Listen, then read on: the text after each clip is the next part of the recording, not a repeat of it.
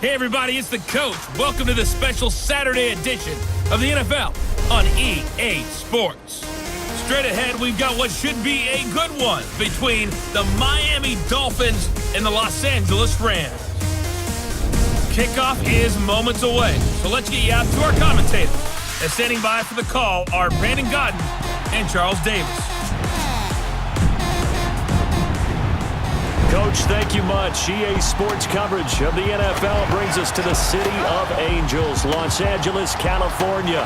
Who said the crowds wouldn't embrace football being back in LA? You certainly couldn't tell that by what we saw a few moments ago.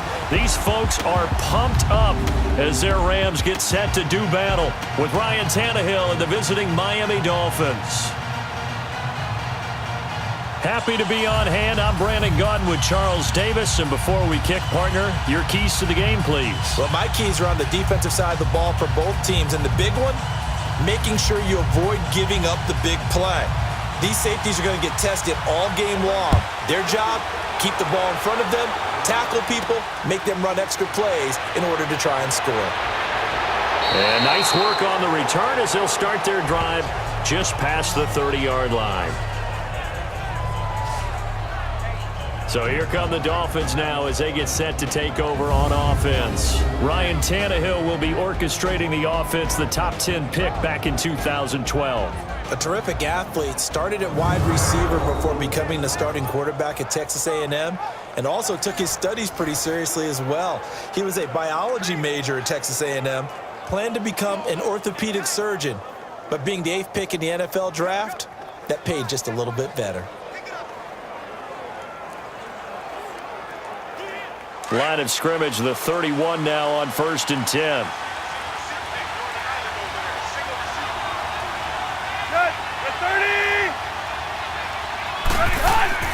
Now a play fake here on 1st down.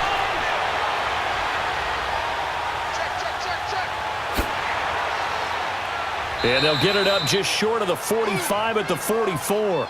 Give them 13 yards on the opening play of the drive and also give them a 1st down.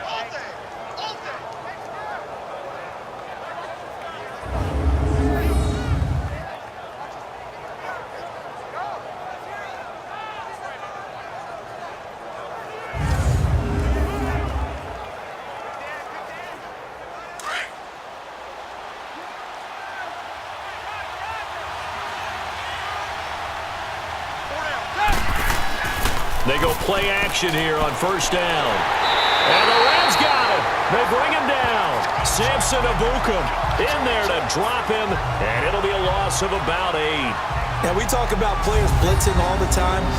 I often laugh and sometimes call it just straight-ahead pursuit. What a running start right back to the backfield for him. Yeah, it really didn't give anybody a chance to get up there and stop him. No, I mean, that's really, really difficult. You're asking a whole lot anyway, but when he gets that kind of a start and comes through clean, oftentimes the advantage definitely goes to the defensive player. So a tough early challenge here, 2nd and long after the sack.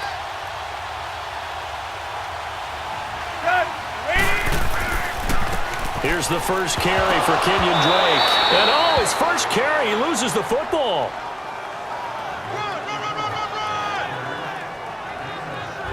Wow, that ball gets knocked free, but a teammate comes along and scoops it up. It's almost like baseball. Guys at bat, people are on base in scoring position. One guy doesn't get him home. The next guy comes through and picks him up. And avoids the turnover.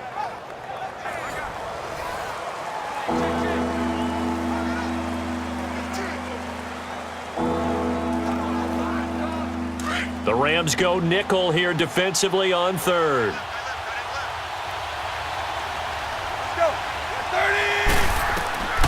From the gun, here's Tannehill. That's caught by his big tight end, Mike Gesicki. And able to rip off a big chunk of yardage before being dropped inside the 40. And after that completion, you can understand why so many teams in the league are emphasizing speed on defense at every position. The tight ends have created so many tough matchups now. If you can't run with a tight end as a linebacker, this is going to be the result every time.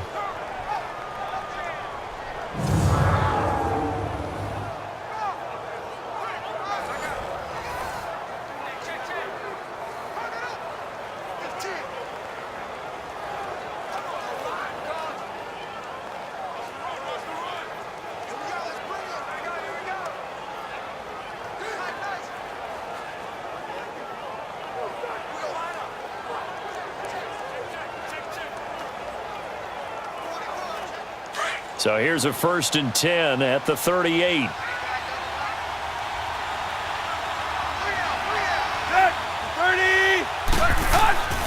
On 1st down, Drake.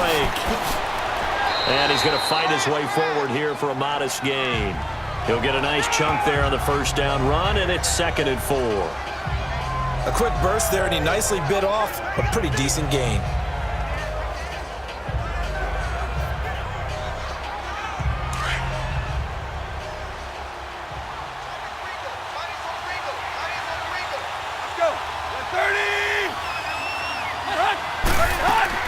On 2nd down, here's Tannehill.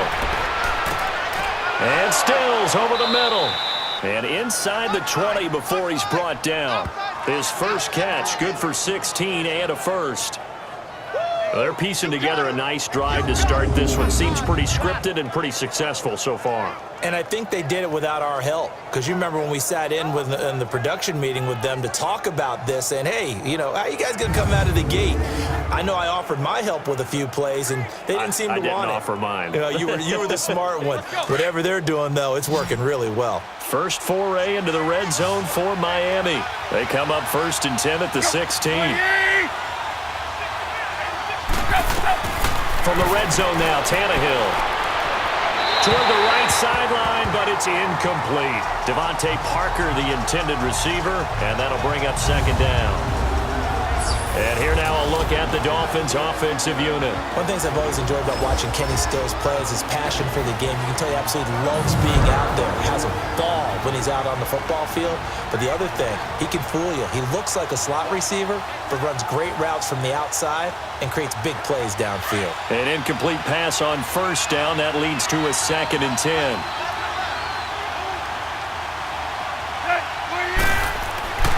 Tannehill now to throw. This will be caught just inside the 10. And this carry terminated at the 8-yard line. Good stick skills showing the power, but just not much room to operate. I know exactly what's going to be said about that play from the defensive perspective. What's that? That's why I tell all you guys we need more than one tackler to the ball. He broke the first tackle. Luckily enough, there were more people there to get him down. And this will be play number 8 of the opening drive. It's 3rd and short. Drake off the give from Tannehill. And this play doesn't go anywhere. Backwards, losing yardage to the 11. That'll set him back with a loss of 3 on the play. And that's going to bring up a 4th down. Good luck trying to get your running game going against Ndamukong Suh. I mean, he is so strong. Just trying to move him, take one guy, 2 guys, whatever. I wish you a whole lot of luck. He usually converts an offensive running game into rubble. Jason Sanders now for the Miami field goal.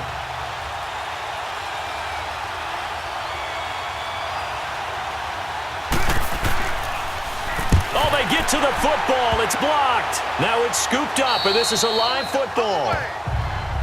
So the next time we leave one of those coaches' meetings and we're walking out in the hall and you're like, how come we spend so much time talking about special teams? Here you go. This is why. This is why, right? And then look, I'm right there with you. We hear it every time we meet with coaches, but it is a big part of it. Look at how early in the game this occurs. They block a kick, and not only does it set a tone, it sends a message for the rest of the game. Yeah, so much for our first points of the game.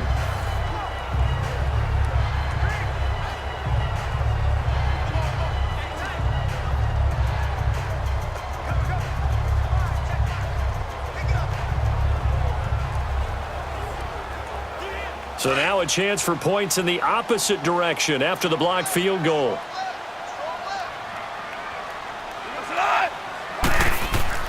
Now Goff. He'll get this one to Cup, complete. And he's able to get up here to the 26.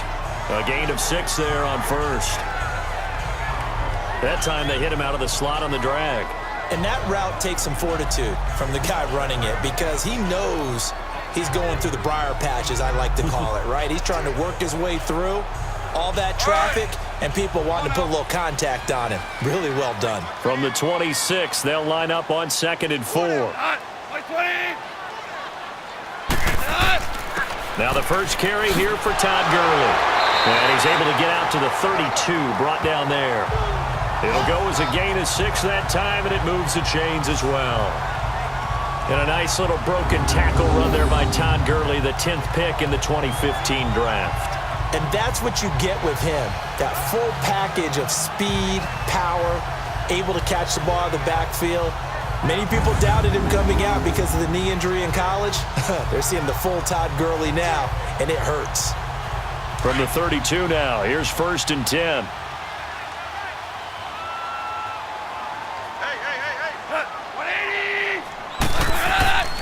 Gurley again here on 1st down. And Gurley here fumbled it. Gurley fumbles the football. It's loose.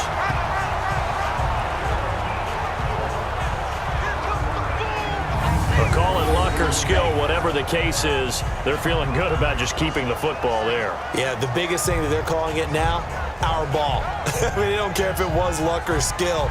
Boy, the panic that jumps up in your chest when that ball's on the ground, whether you get it or your teammate gets it, just as long as you maintain possession, that's all you're looking for.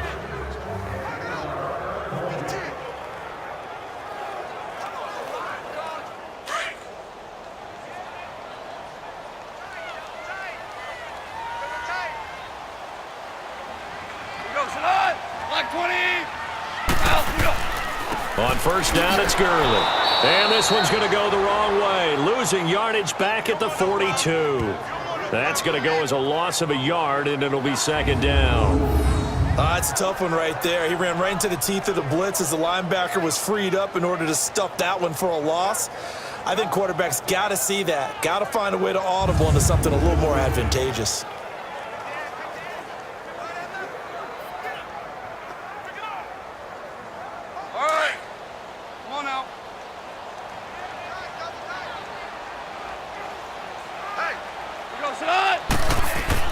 A play fake to Gurley. Now Goff.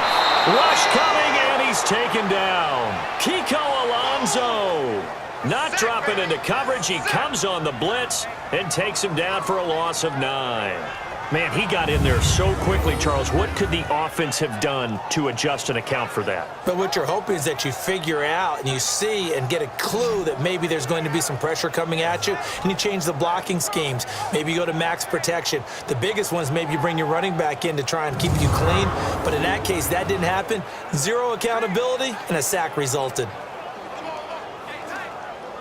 So Goff, he'll try to refocus after the sack. The Rams now set up with a tough one, a 3rd and long.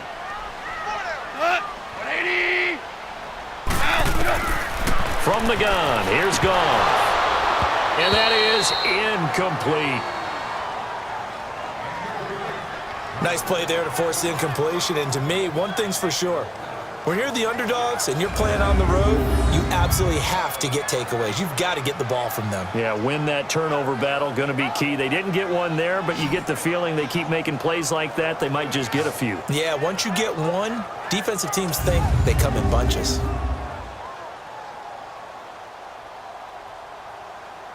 So on 4th down, here's Johnny Hecker to punt it away. Jakeem Grant back deep for Miami. 51 yards on the punt there. And the Dolphins' drive will start deep in their own territory with a 1st and 10. And the Dolphins getting set to go here.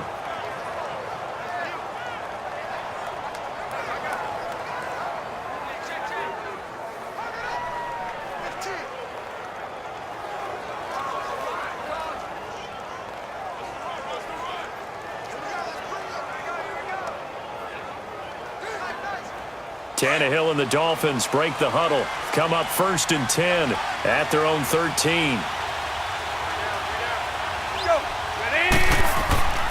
Drake will start the drive on the ground. And an alley to run. And able to get it across the 20 before they get to him. Give him 10 yards there, and about by the nose of the football, he's going to have a 1st down. And that's a run that'll energize an offensive line. They'll take that one all day long. Fundamental breakdown by the defense. You've got to be able to make plays on the edge.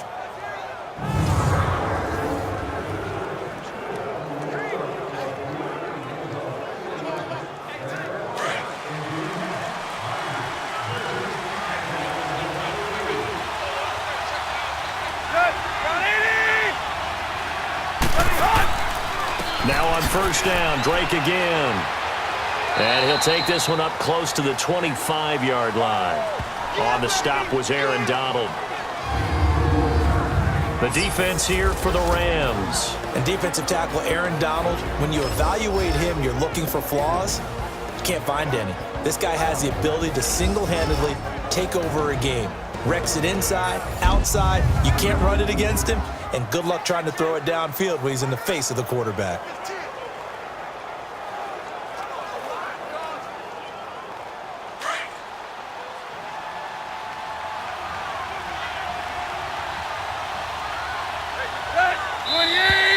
Now some movement before the snap.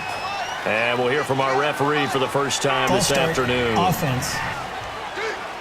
And maybe they were coming with a blitz that time and it caused a jump. I think if we saw it, Still second you down. know that they saw it. Might have been a little discussion down there. Bad guys coming. Pick them up. Pick them up. And someone jumped.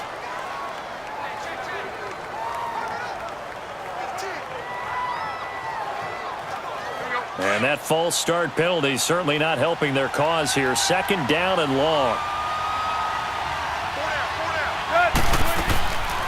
Draw play. Tannehill gives to Drake.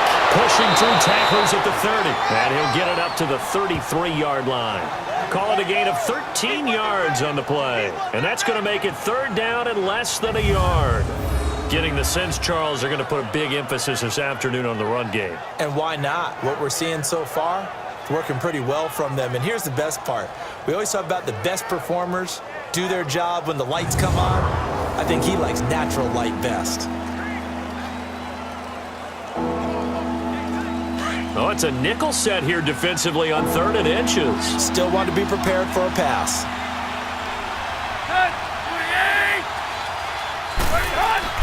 Tannehill. And he finds Stills complete. And able to get this one across the 45 before he's brought down. Another 13 yards there twice in a row, and they're on the move. Another first down as well. Well, starting drive number 2 off on the right foot. Completion for the first down. Drive 1 is they had to be pretty frustrating because they moved the football. They just didn't get any points out of it. But warm-up QB2, let's bring in the backup. I mean, my goodness, you take them downfield and you don't score points. You know I'm being totally facetious here, right? I'm just kidding. Nice first drive. Rarely do teams score on every single drive in a game, but they like what they did there. They just hope they can pay it off this time with some points. They'll run it now out of the gun. And he'll be brought down at the 50 after a gain of about 5. I call that play a success. A nice inside run sets up a very manageable second down. A very solid gain on that play.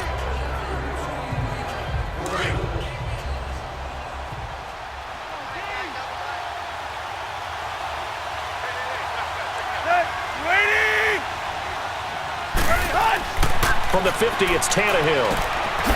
And a quick throw here, that's complete.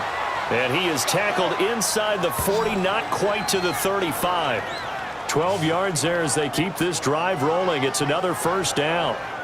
When this offense can get their tight ends involved, they can move the football. Here, a nice route, able to look it in, and picks up the first down.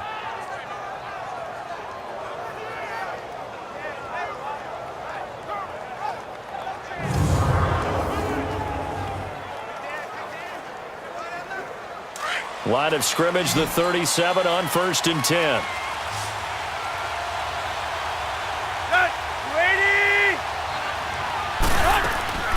They'll fake it. Now Tannehill.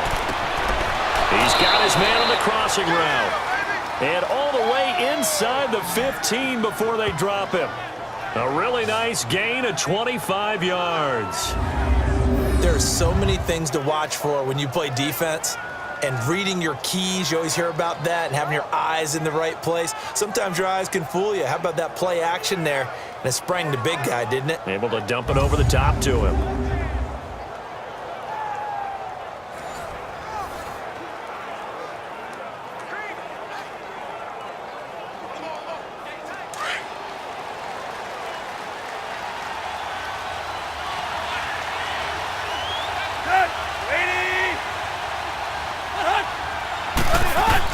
From the red zone now, they'll look to throw. This will be caught at about the 6. And he's going to be brought down just shy of the 5 at the 6. A gain of 6 there on 1st. Nothing fancy on first down, but a very consistent type of a play. Hit that slant. A lot of people call it an extension of the running game, and it can be if that pass is completed, because you hit a guy on the run like that, you often can go for big yardage. Sets him up nicely for second down, staying ahead of schedule. 6 yards was the pickup on the last completion, so here's 2nd and 4.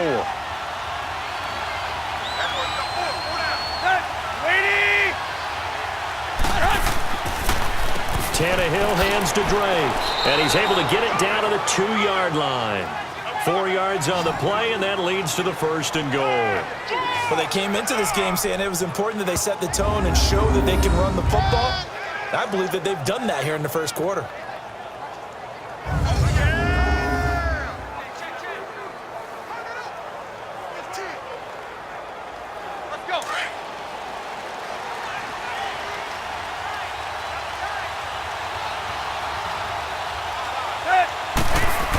The carry here for the big tight end.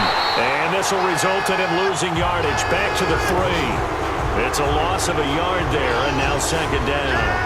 I like the idea to mix it up from time to time because, let's face it, you can't be predictable. But the execution was a little lacking on this one, right? They might want to go back to the drawing board with that call.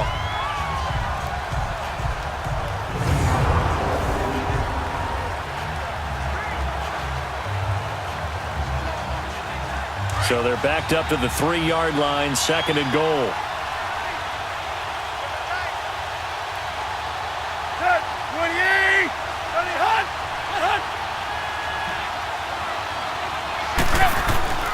They'll try and push it in with goal. And he is met in his tracks behind the line of scrimmage. It'll go as a loss of a yard, and it'll set up 3rd down. His path became similar to almost running a stretch play, didn't it? Trying to find a crease, anywhere to put his foot in the ground and cut back. It just never materialized.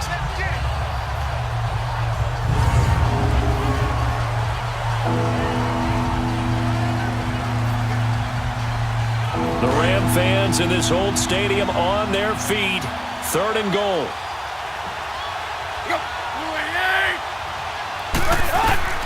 Out of the gun, Tannehill. He's got it. Touchdown, Dolphins. Mike Gesicki from 4 yards out. And the Dolphins are going to take a first-quarter lead.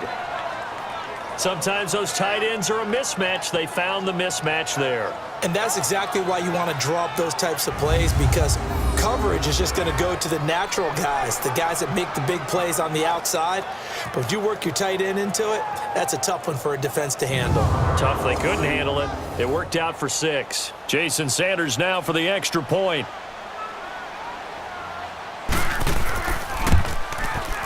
Extra point up and good by Sanders, and that makes the score 7-0. So that drive, 12 plays in length, and it winds up in 6 points for the Dolphins.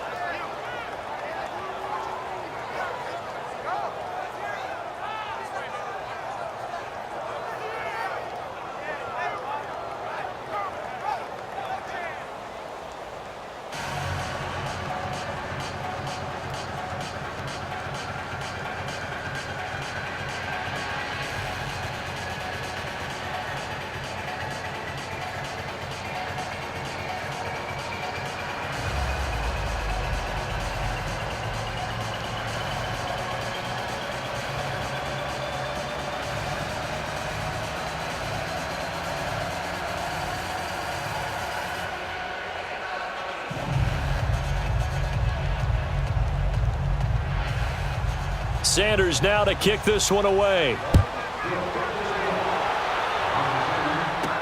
That's fielded in the end zone.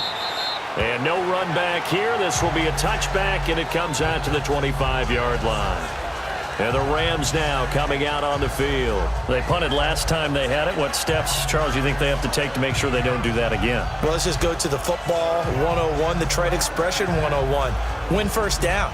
Make 5, 6, 7 yards on first down and make it a 2nd and 3, 2nd and manageable. Keep accumulating first downs that way. Keep moving the football. You don't want to get behind the sticks because then the defense has the advantage. Goff will lead the Rams up here 1st and 10 at their 25-yard line.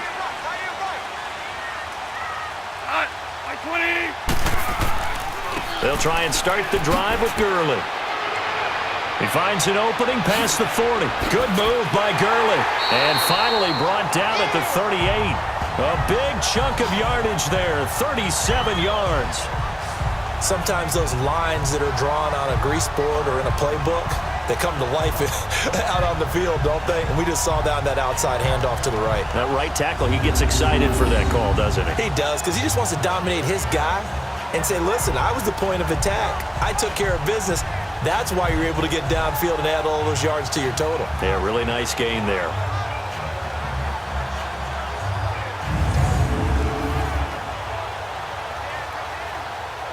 So how about that for a chain mover? They're all the way down inside the 40 now for 1st and 10.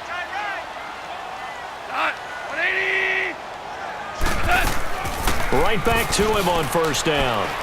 And he'll take this one down to the 36. Give him a couple on the carry there. 2nd and 8. They went right back to him, but he pretty much had nowhere to go on that play. Yeah, the previous carry looked pretty good. That one, maybe he was a little tired. I don't know. Yeah, maybe he should have tapped out and had a second back come in and maybe make that run. Who knows?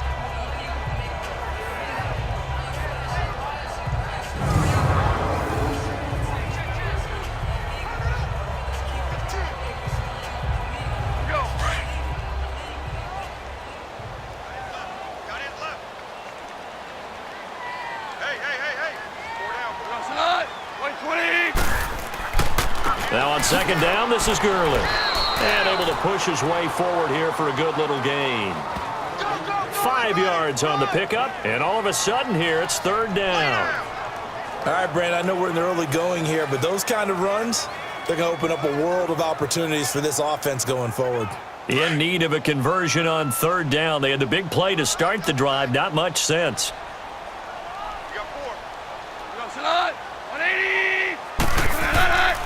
They'll run here with John Kelly. The ball still a few inches shy of the marker after the 3-yard run, so now a little soul-searching on 4th down.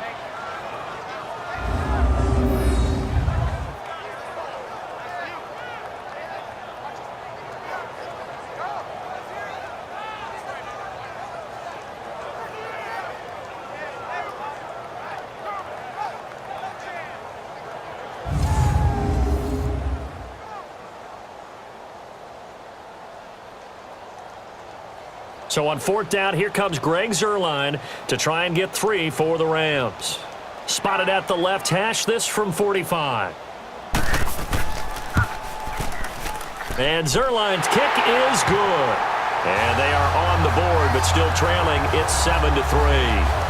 So a good kick there, and they put the bow tie on it with 3 points. And let's face it, everybody wants a touchdown. We know that. But in the NFL, defenses are awfully good. You're not going to score each and every time. Be able to knock the ball through the post and take the 3. By the way, I said bow tie. I meant just bow. Not the tie, but yeah. Either way. You got it. I just went right past it.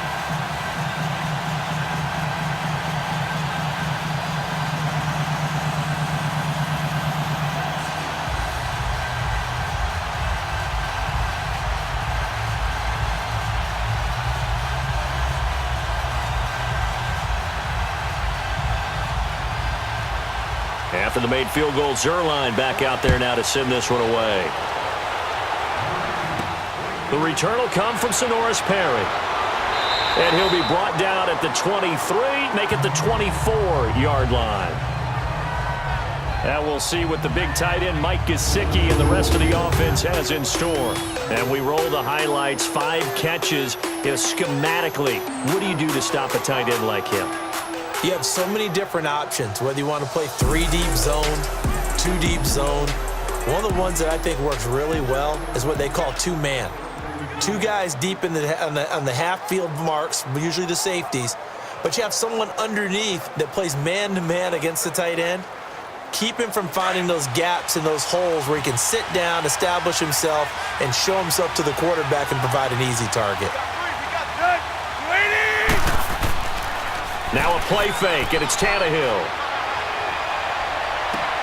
Well, this is taken in. It's complete. And bulldozing his way through. And he's taken down all the way inside the LA 10. It's a big play there for Miami. 67 yards. As we continue to advance in the NFL, as people continue to scout players, they really don't care as much about body types as they care about those guys who can make people miss, run through tackles, and gain all that additional run after catch. Anybody who has that ability, they want them on their team.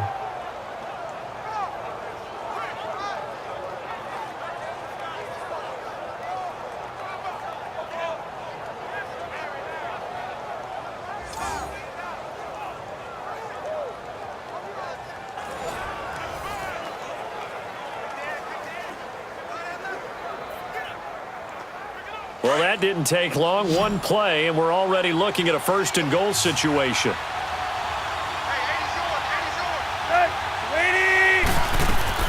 A shotgun snap for Tannehill. And incomplete there, almost picked off. That's one you maybe expect your roaming free safety to come up with. But it's second down. That is the first time that they've targeted him that he has not come down with a catch. He's caught everything that's been thrown his way, a dominant pass receiver that can break down any defense, because when he's doing that kind of work, it really hurts you on the back end. And even though it's an incompletion there, I think they're going back to that well. Another shot from the 9 on second and goal. Tannehill. Flush to his right, and he will avoid the contact as he slides to a stop. 6 yards there off the scramble, but it'll still leave him with a third down. Partner, he was going through his progressions. Not there, not there. After about the third one, he decided he better pull it down and run for it. And he slides down and avoids the hit for good measure. Now, prior to the snap, we hit all zeros as time has run out on the first quarter of play. 7-3 the score. We're back to Southern California right after this.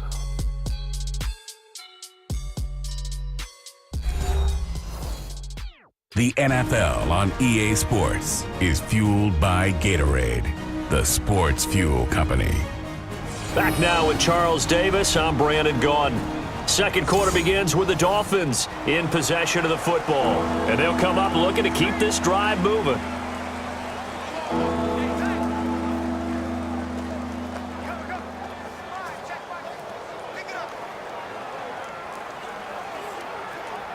The Ram fans in this old stadium on their feet. Third and goal.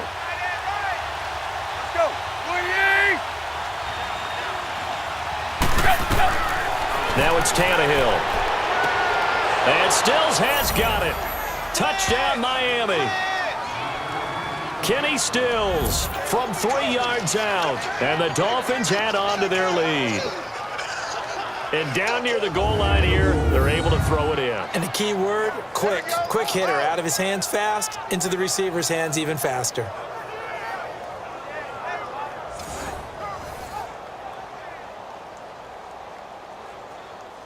And a pause in the action because the booth, they see something that they want to take another peek at to find out if this was a touchdown or not. Under review.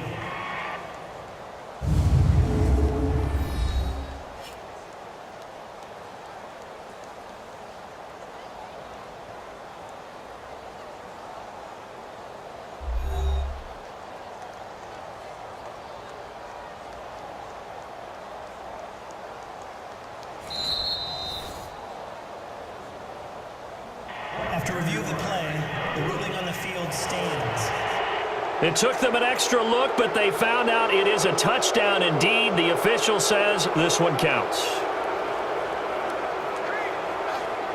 Sanders now to add the extra point.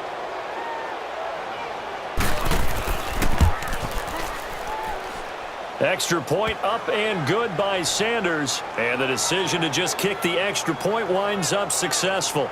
So that drive, 4 plays. And it ends with a touchdown for the Dolphins.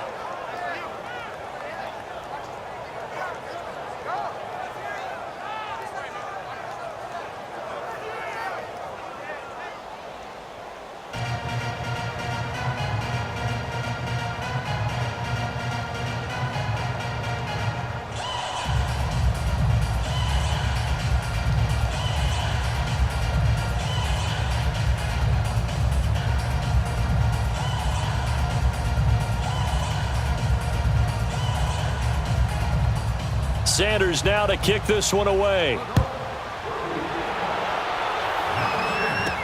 On the return, it's Pharaoh Cooper.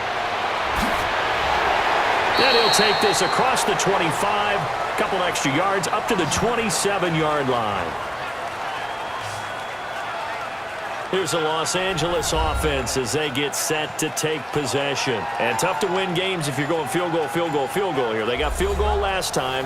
Now they'll be looking for a touchdown. We're looking for the big chunk now because, as you noted, the field goal, field goal, field goal way of doing it makes it that much harder and puts more pressure on every possession for you now. Go ahead and get 6 and feel a lot more comfortable about the position they're in. Bigger chunks. We'll see if they can get the score. Goff will lead the Rams up here 1st and 10 at their own 27.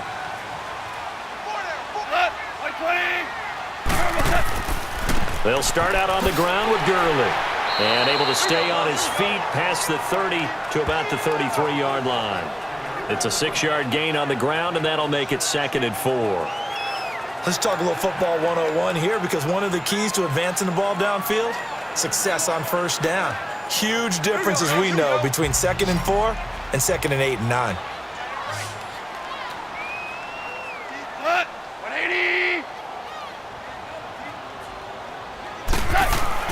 They go play action with Gurley. Now Goff. Looking this time for Woods, and it's intercepted. Picked off by Bobby McCain. And he will bring it back. It's a pick 6 and a Dolphins touchdown. So a pick 6 there out of the nickel package. They went with 5 DBs. Almost becoming the base package in the NFL is the nickel. Hard to throw against. That was demonstrated one more time. A pick 6 going the other way.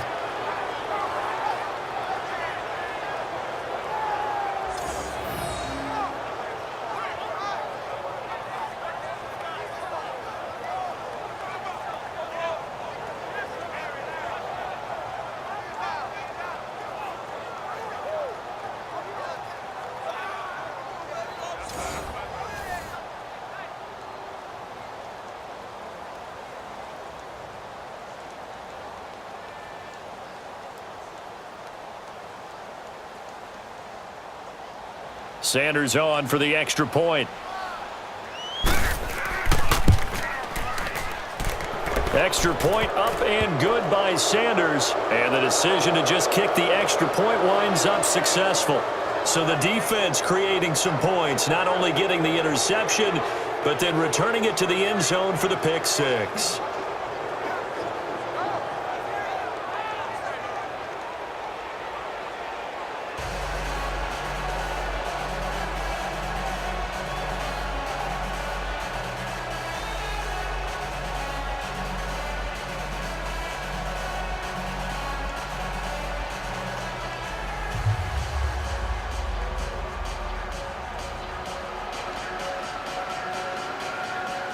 So they throw the pick 6. They'll get another shot at it now as this one's in the air.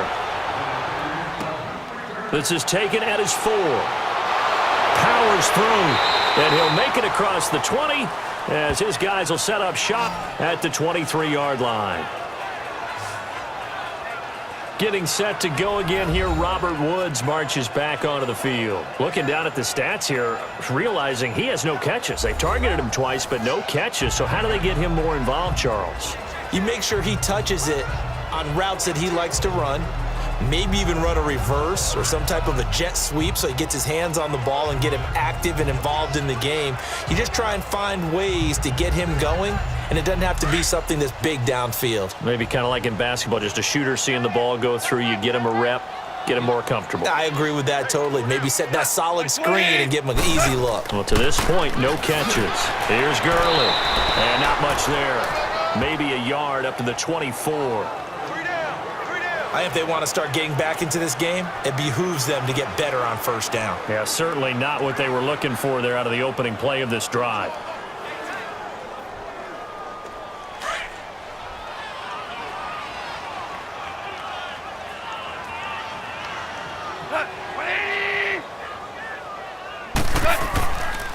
Goff turns and gives to Gurley. And he is met quickly in the backfield. Down he goes, folded like a lawn chair. Call it a loss of 2 on the play. And that's going to lead to a 3rd and 11. I know when I was a kid, I always got real excited when I saw those lateral-type runs. But the best backs that made it happen, they put a foot in the ground and just go. That didn't happen there. That play got swallowed up. Dolphins bring on an extra defensive back on 3rd down.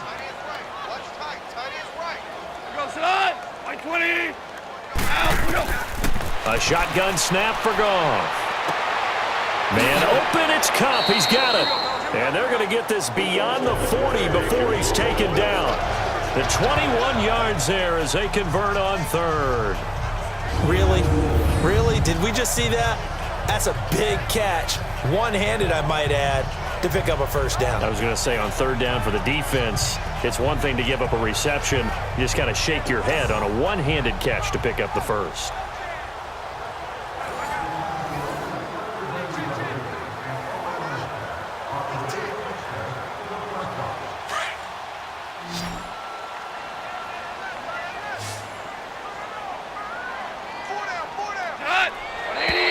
Now whistles and a flag down. I think one of the Rams linemen might have moved. False start, offense. That's going to set him back 5 yards. Still 1st down.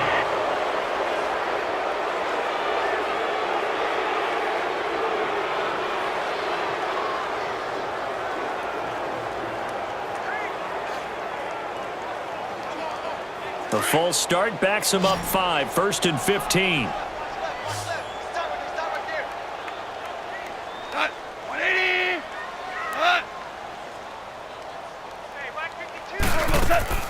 They'll fake the give. Now Goff. He couldn't quite hold it. Got hit. Ball pops out. Incomplete. Seems like this defense, especially the secondary, has really been contesting about every throw in this 1st half. Remind me of a good half-court defensive basketball team. Every time a pass is thrown, they're right there in good defensive position, able to affect the play. So they'll come up after the incompletion for 2nd down. Out of the gun. Goff got his man complete over the middle. That's Reynolds.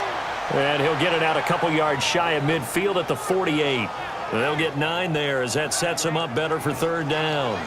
That was a nicely run slant route, and what the receiver's trying to do is make the defender think he's going upfield for a deeper route and then breaks it off, usually after about 3 to 4 steps, and cuts towards the middle of the field. And now what he's trying to do is use his body to keep the defender away from the football and give the quarterback a really nice target. Throwing on 3rd, Goff. And incomplete here on 3rd down. You hear the calls for a penalty, but I just don't think so. I think in this situation, the defender was making sure his guy couldn't hold on to the football. So I don't see anything that warranted a flag. No, I'm with you. There was contact, but I'm happy they kept that flag in the back pocket.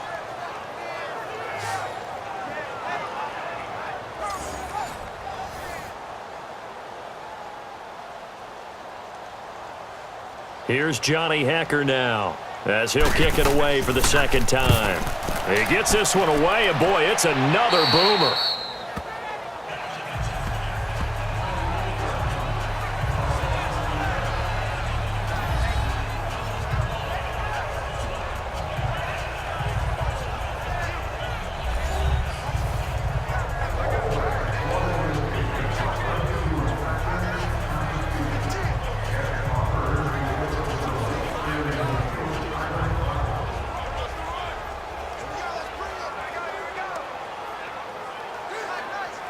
Tannehill and the Dolphins break the huddle. Come up 1st and 10 at their own 25-yard line.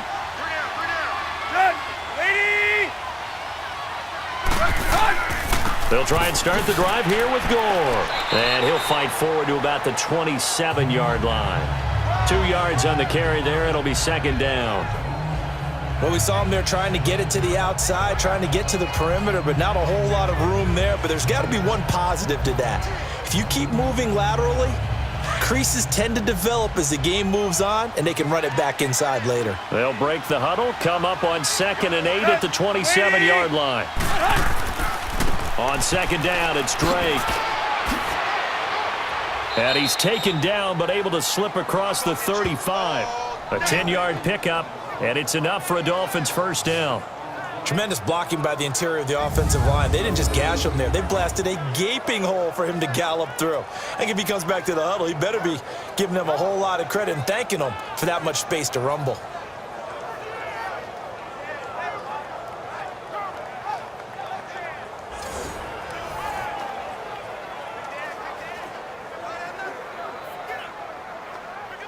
Line of scrimmage, the 37 on 1st and 10.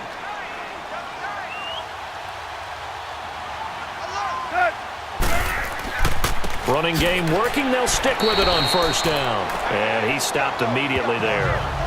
Officially no gain on the play, and it's 2nd down. Wasn't able to get anything, no gain. Fumbled once already. Maybe he's being a little careful. Not necessarily on that play, but I'm sure that's in his mind somewhere. Oh, without a doubt, because protecting the football is job one for anyone who's carrying it, and that's exactly what he tried to do on that play, but it didn't gain him any yardage. Ready? Go, go. They'll try the air now with Tannehill. And he finds Danny Amendola. And he'll get up to the 43-yard line. 6 yards is the pickup, and that'll lead to a 3rd down. I know many people like to throw to the tight end, maybe in a little flexed out position because he creates mismatches with his size. But slot receivers do the same thing with their quickness, their speed, and their route running savvy. The Dolphins on 3rd down. They've been near perfect, 4 for 5 to this point. This is 3rd and 4. Now Tannehill. And down he goes on the pressure from the Rams defense. But maybe that can give him a little bit of a pick-me-up, a little bit of a jolt. One of the few things that's gone right defensively. Because other than that, it's really been a first half to forget.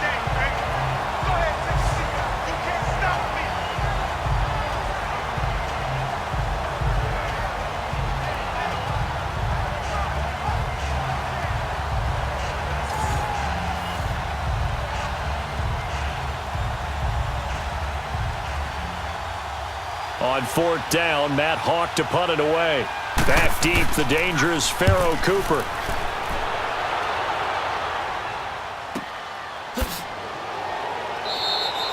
So possession goes over here on the punt. And the Rams will be backed up deep to begin the drive as they take over 1st and 10. And we move to spotlighting Brandon Cooks. You better believe that he's well aware he has 0 catches right now, and they're losing, so he's probably a little hungry. And you know the guys on defense are aware as well, and they're really excited he has no catches, but they're also worried because a lot of times that's like the ticking time bomb. The longer you hold him down, when he finally explodes, look out. Yeah, no catches, though, so far in this game. Goff will lead the Rams up here 1st and 10 at their own 12-yard line. Like 20. Now a play fake, and it's Goff. He goes full extension, and he's got it. That's a good way to start the drive. 17 yards and a 1st down. When you're a player of his stature, you don't just circle the games on your team's calendar.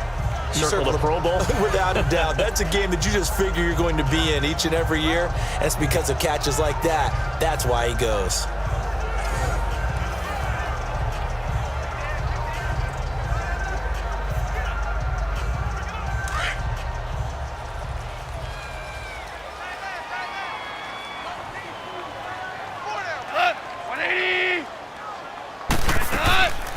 Here comes carry number 10 for Gurley. And he is met at the line of scrimmage, and he goes down right there. In on the stop defensively, Raekwon McMillan. No gain on that run, and while this team is down, they're not out of it by any stretch of the imagination. Maybe you just have to think about different style of running in order to get this guy going. Cut. Like 20. Now a draw as Goff gives to Gurley. Across the 30 to the 31-yard line.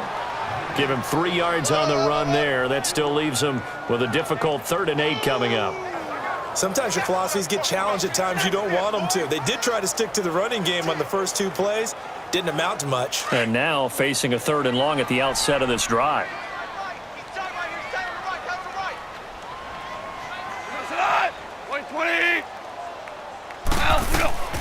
Goff now looks to throw. And they'll set up the screen to Gurley. And he's got the first before he's brought down at the 39-yard line. It's an 8-yard pickup and leads to a new set of downs. It's been a very one-sided game so far. They got to change what they're doing right now, don't they? You can't wait till the halftime speech to make an adjustment. No, you can't, because if you're doing it right, you're adjusting from series to series, and they need a big adjustment here to try and put some points on the board.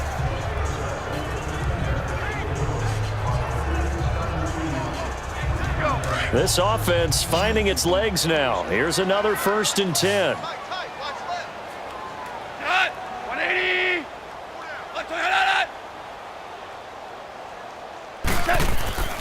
They go play action here on 1st down. He's going to loft one deep left side here. And nearly picked off. Surprising to see a defender of his caliber let it get away, but it does get away and it's 2nd down. And attempted a deep ball there. They didn't get it. But, boy, they're going to need a few of those to actually hit in order to get back into this game. Good thing they do have a little bit of time here still left in the contest. Decent-sized deficit, but not one that they can't manage.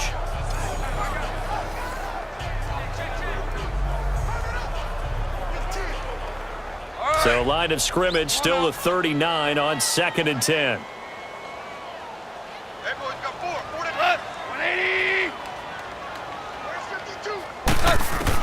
On 2nd and 10, Goff. Flushed out right. Room to run past midfield. Good coverage downfield led to him taking off, picking up the 1st down on a 13-yard run. Well, that was man coverage. So once he decides to run with the football, there's no one to account for him, and he turns it into a nice gain.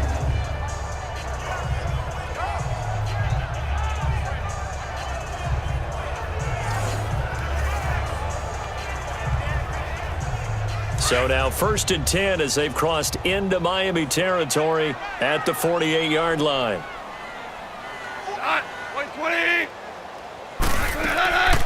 They'll run it now out of the gun.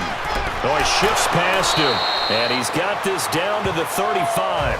Another 13 yards there twice in a row, and they're on the move. Another 1st down as well. That was good, tough running right up the middle. And if the defense can't penetrate and make him slow his pace or change direction, that's often the end result.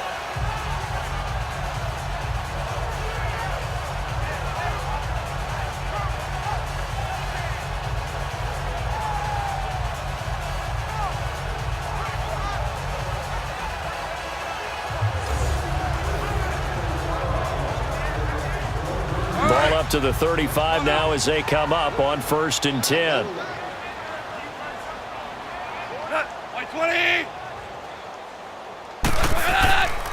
Now Goff will hand this one to Gurley. A gain of 3, 2nd down. They tried a quick hitter inside, but that one was swallowed up because what they're hoping, those big defensive linemen will take the bait and move laterally and open up a crease that they can run through. Didn't happen on that play.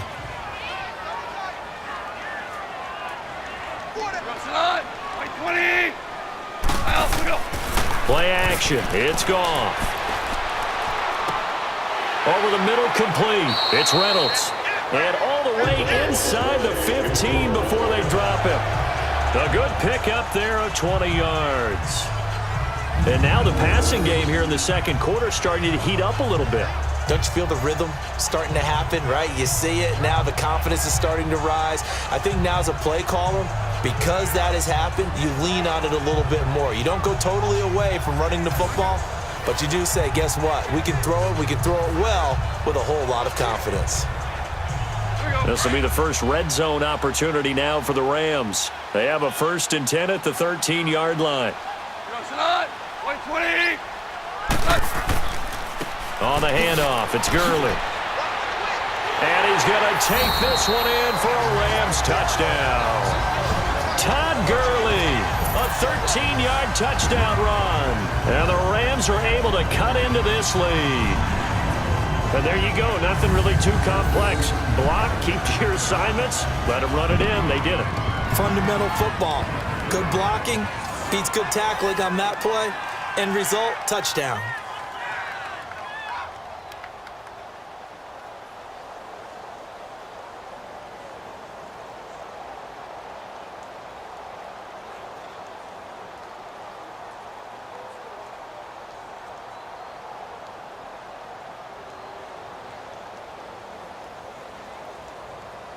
Now Greg Zuerlein on for the extra point.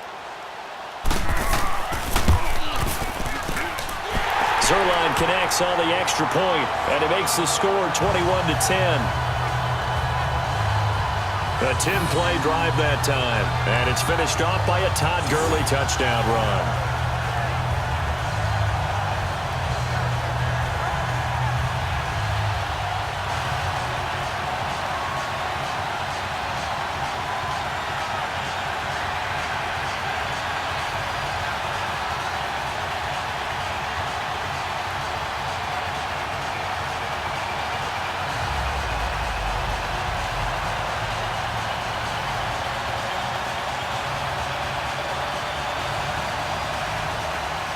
Zuerlein out now to kick this one away.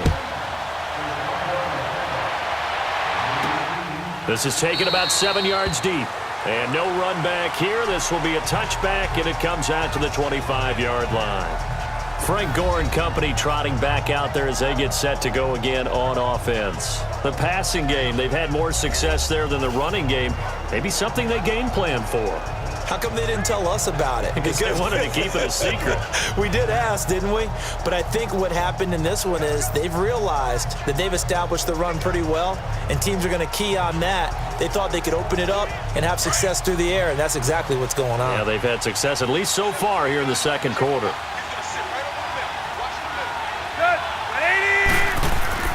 Now a play fake here on first down. He's going to let one go deep for Parker. So they took a shot on first down but couldn't connect. Well, I guess we just discovered that someone is certainly not going to sit back and just take it in this game, huh? No, they were trying to get that touchdown back in one shot. One shot, trying to help out his defense and let the other team know they were coming after him. Line of scrimmage, again the 25, 2nd and 10.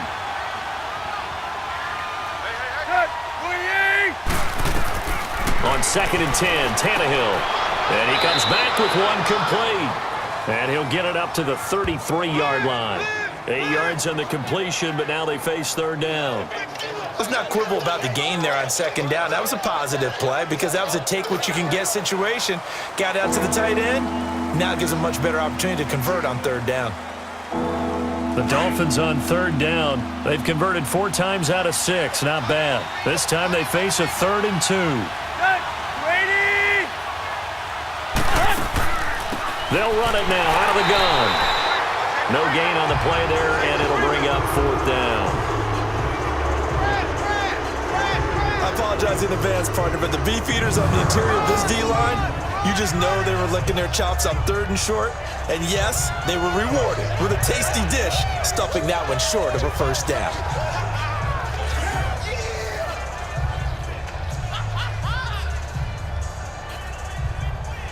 Here's Matt Hawk now as he's on to punt for Miami.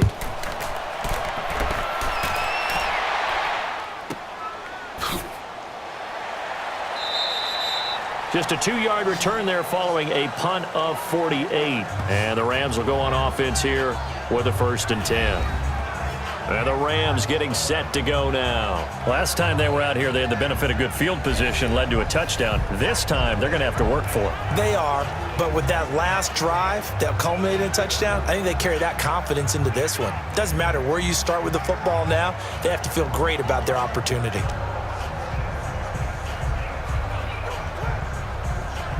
Goff will lead the Rams up here 1st and 10 at their own 19-yard line.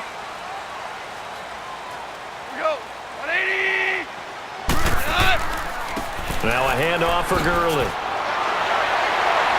And he'll take it ahead to the 28-yard line. Give him 9 on the carry that time, and they're set up with a 2nd and 1. First play of the drive, let's give credit all around. Excellent blocking, but the guy carrying the ball, he was the finisher. A really nice run.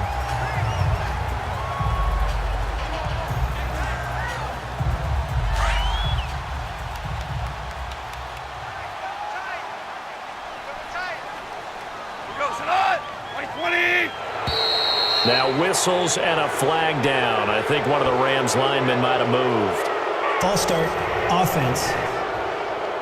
Oh, moving from his tight end spot there. Do you think that perhaps the play call was for him? Still 2nd down.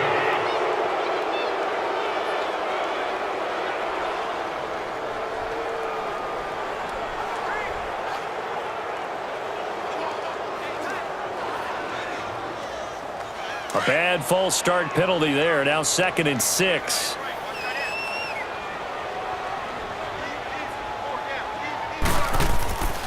Following the penalty, it's Gurley. And he'll get to the 29-yard line, brought down there. They get 6 on the pickup there as the drive will continue. And Brandon, you know that expression? He just does what he does.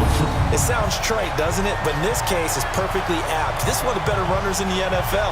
And all he does is just find avenues, find ways to pick up key first downs and big runs.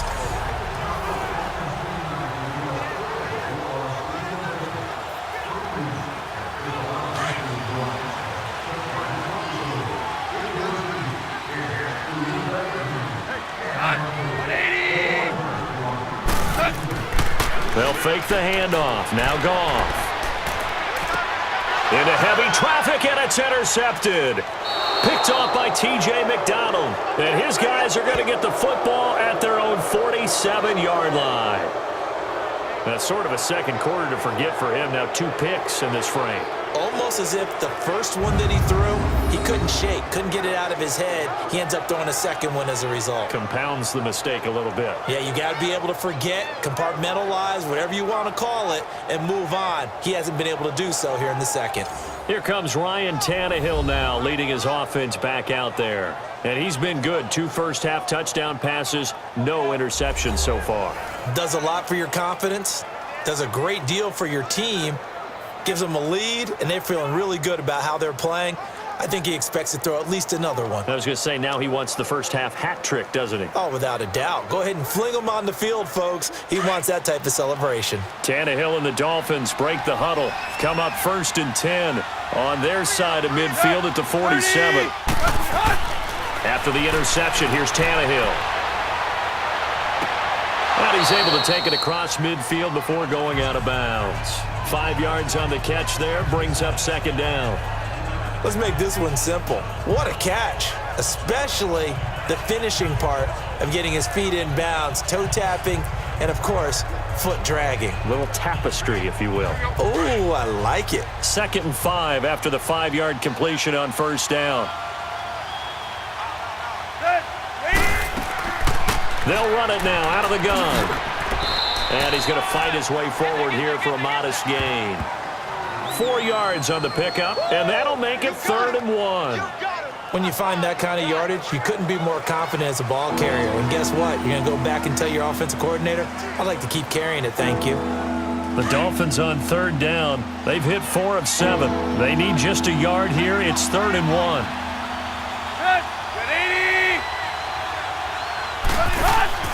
Play action. It's Tannehill. And he can't hang on to it. Nearly picked. He's known for his hands defensively, but instead it just brings up 4th down. Perhaps they overthought this one a little bit. They've been running it real well on this drive, and it was 3rd and short, okay? They decided to throw the football incomplete. Yeah, they might have thought just a little bit too hard about that play selection. Here's Matt Hawk now as he's on to punt for Miami. Averaging over 50 yards a punt so far as this one's away.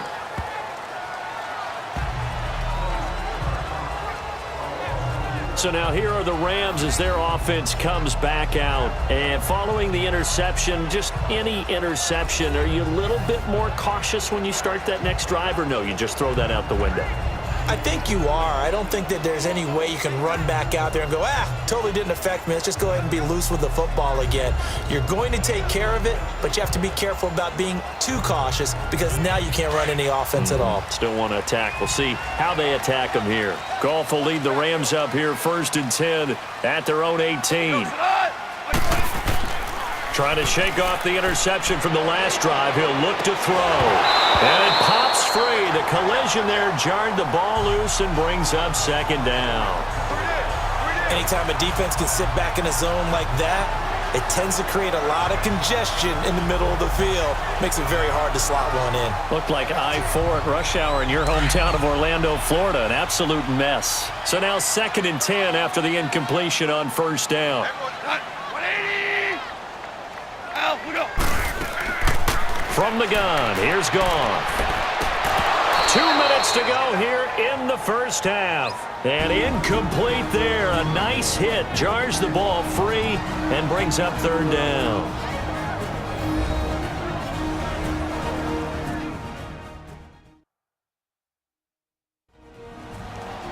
We remind you that coming up at halftime, we'll pay a visit to Jonathan Coachman. He's in Orlando, and he'll have our EA Sports halftime report. The Rams on 3rd down, 2 for 5 to this point. This is 3rd and 10.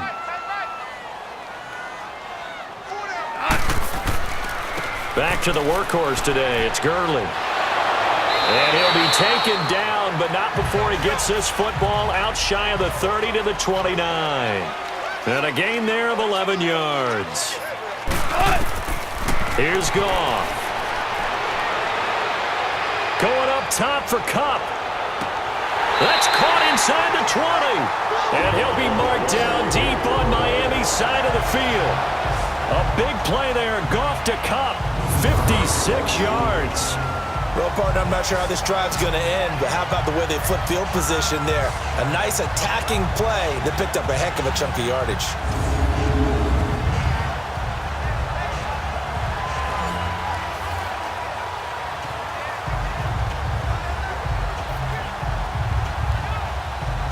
A real field flipper there as all of a sudden they've got a 1st down in the red zone. By 20! From the red zone now, Goff. Under pressure, and he'll go down. Back at the 26-yard line. Akeem Spence. And before this 2nd down play, we'll get a whistle, a signal, and a timeout. As they'll stop it with just over a minute to go before halftime.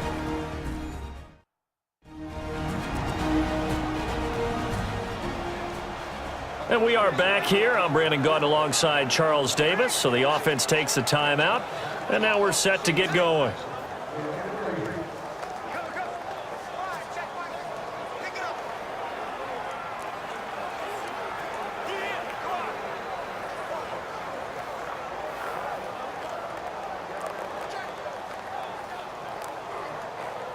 And the job becomes twice as difficult now. After the sack, it's 2nd and 20.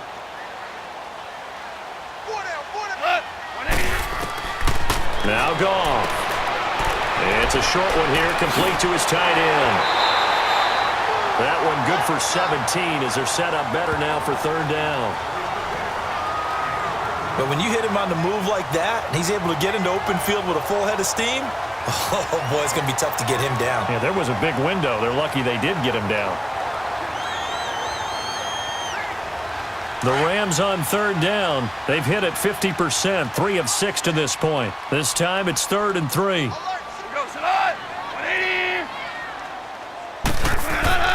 Now Goff.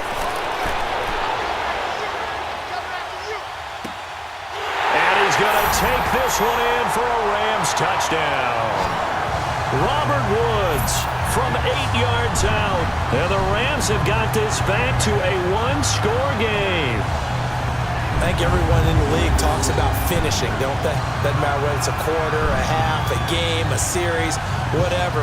But they're finishing the 1st half in fine style, putting that one in the end zone. They did, and they didn't leave much time on the clock either. Well done.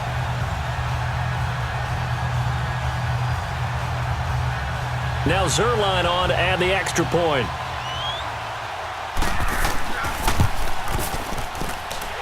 Zerline good with a PAT, and it's now 21-17. So this drive spans 7 plays, and the result for the Rams, a touchdown.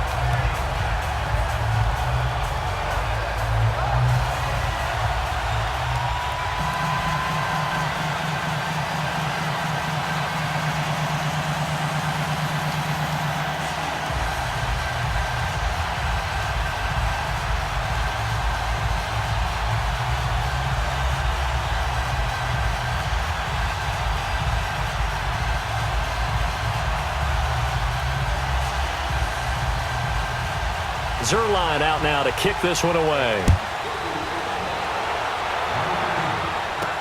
That'll be taken in the end zone. And no run back here. This will be a touchback, and it comes out to the 25-yard line. Here's Ryan Tannehill and the Dolphin offense back out onto the field. He's got to be feeling pretty good, playing well. Team has the lead, so just looking to mount a drive here that ends in the end zone. And all quarterbacks will tell you, hey, we love a running game, helps us out. But at the end of the day, they want to rely on their arm, throw the football, feel good about things, keep things moving in the right direction. Right now, that's exactly what we're seeing. And we'll see if that continues.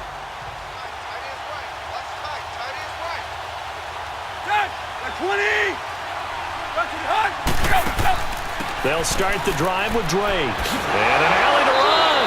And he powers his way up past the 30. Now before this second down play, we'll get whistles and a timeout, as they'll stop it with just over 40 seconds to go in the first half.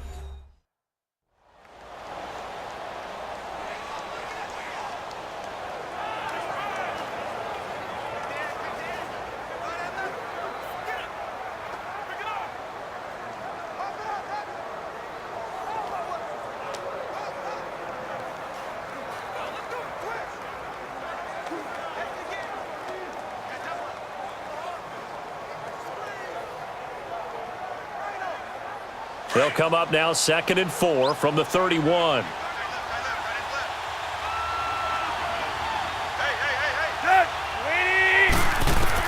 Here's Tannehill now on 2nd down. Throwing over the middle, and it's incomplete. A little too much oomph, too much mustard there on that pass. They really turned it loose, didn't they? Really cut loose with that one. Sharp, strong. Didn't lead to a completion, though. Made it very difficult. The Dolphins on 3rd down. They're at 50%, 4 for 8. This is 3rd and 4.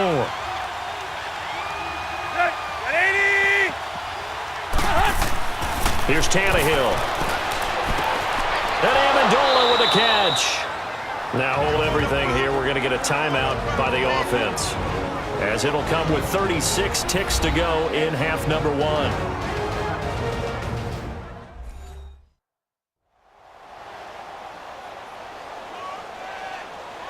So the offensive unit called the TO, and now we are ready to resume play.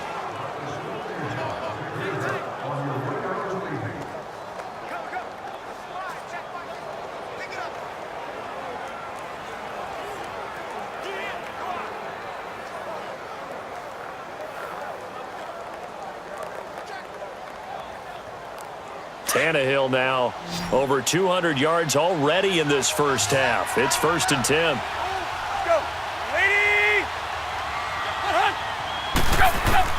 From the gun, here's Tannehill. Eluding the pressure right. And he'll slide down to avoid the contact. Another nice gain, 16 yards there, and a first down again.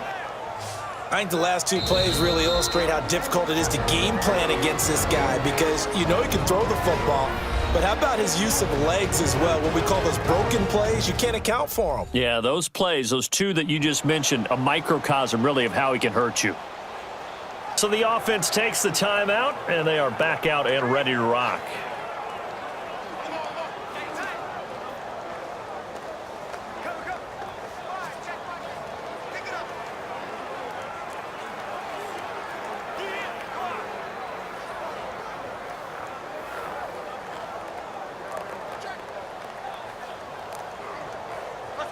So here's a 1st and 10 at the 38.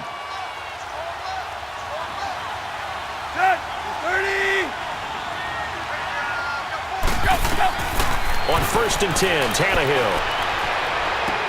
He goes underneath to Drake.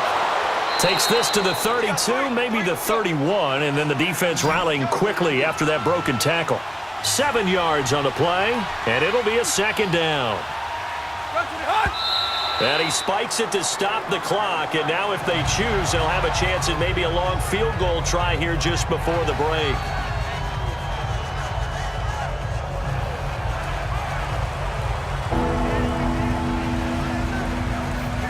So with 4 seconds to go in the half, here's the field goal unit onto the field. He had his lone attempt blocked earlier.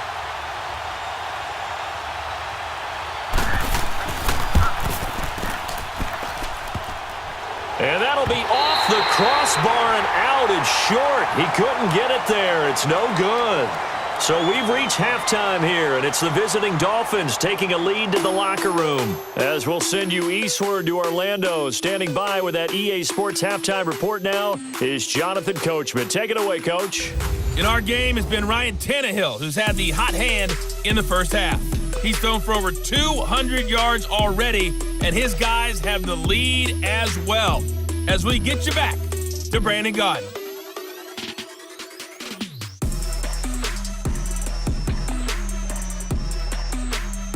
All right, Coach, thank you, and we welcome everyone back for quarter number 3.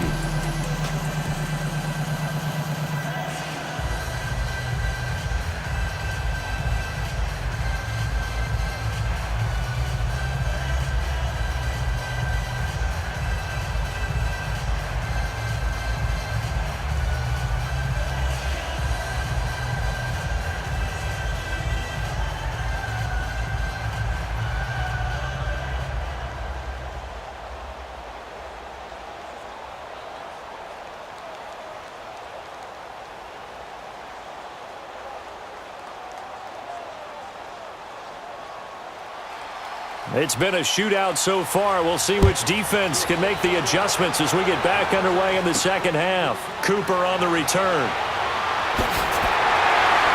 And he'll take this one near the 25, call it the 26-yard line.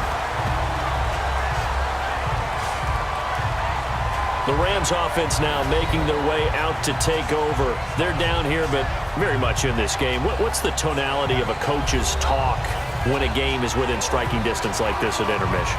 Typically, what they're doing is emphasizing the things that went well in the first half and wanting more of that.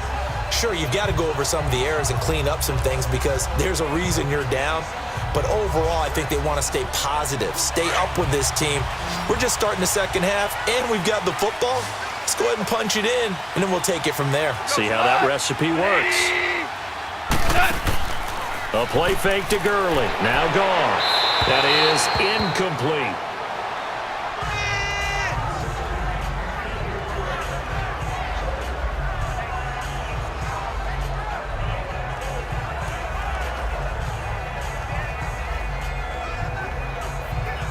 Once again, they'll come up on the 26-yard line, 2nd and 10.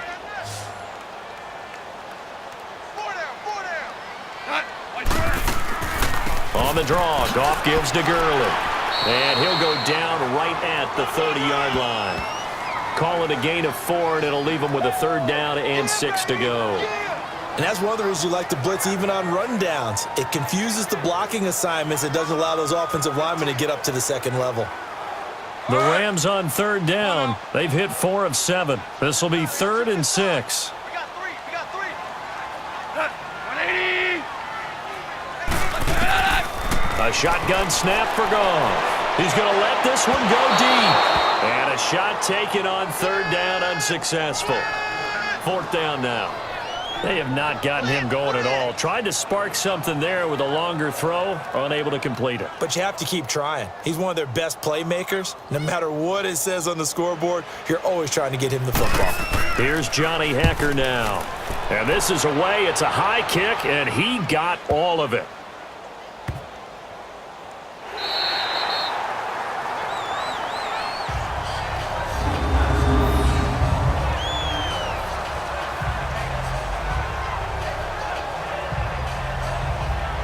So here are the Dolphins now. They get ready for their first possession of the second half. They were able to get the ball back here, didn't surrender any points.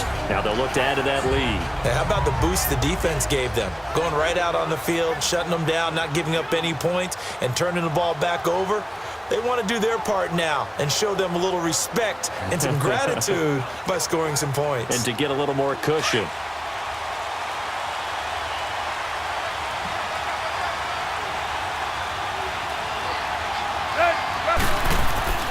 Now a handoff for Drake. And he'll get him a little space here up to the 5-yard line. It's a pickup of 4, and it'll bring up second down. Tough running there. That's a hard-earned 4 yards. Yeah, those are the unsung kind of runs. They don't fill up the stat sheet, but they do set you up in good position on second down.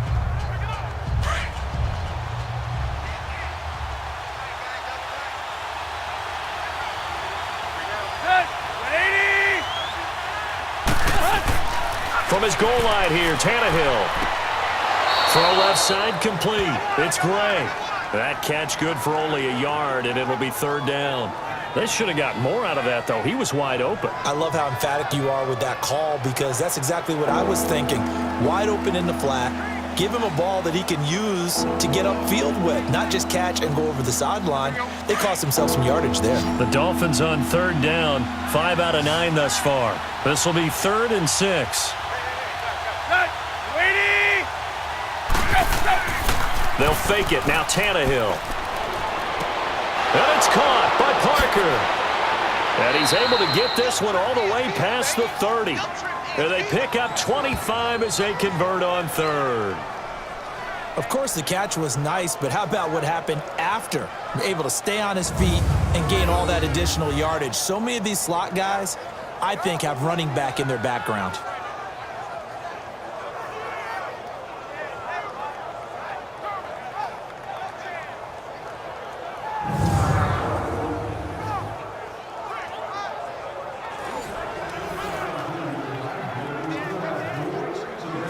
Line of scrimmage, the 31 now on 1st and 10.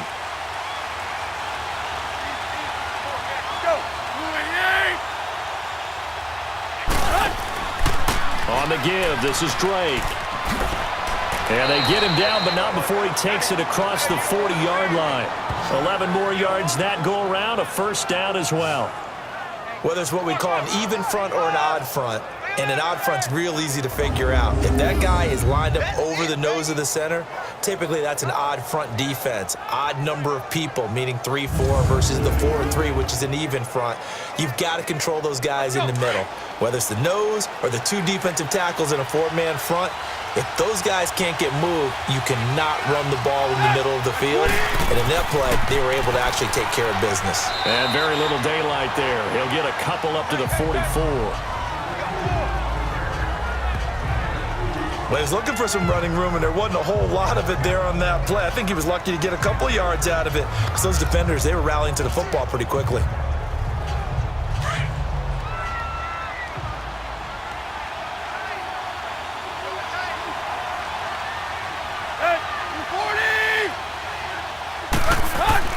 To throw on second down is Tannehill. And the Rams got him. They bring him down. Ramik Wilson able to drop him for a loss of 4. Well, that play was the very definition of fast, quick, and in a hurry. Suddenly, he was there. And blink of an eye, that happened fast and a big sack.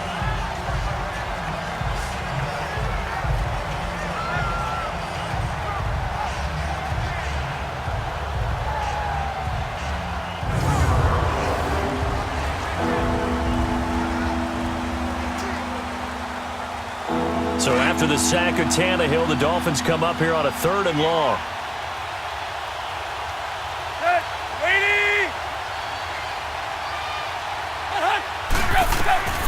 A shotgun snap for Tannehill. Toward the sideline. Did he keep the feet in? Yes, he got them both down, says the side judge. And that's good enough for a first down. A good pickup there, 26 yards. And that's how you pick up a first down. Not only does he make the catch, but has enough body control to get his feet down inbounds, toe tapping and dragging to make sure he gets it done.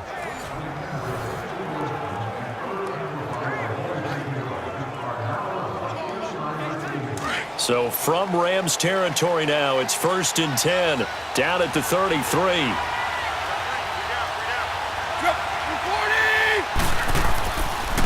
Running, it's Drake, and he will lose yardage back to the 34-yard line. That's going to go as a loss of a yard, and it'll be 2nd down. Anytime you call an inside running play, you just know there should be a lot of congestion there. You're counting on your offensive line to take control of the line of scrimmage. That didn't happen in this case, and that play got bottled up.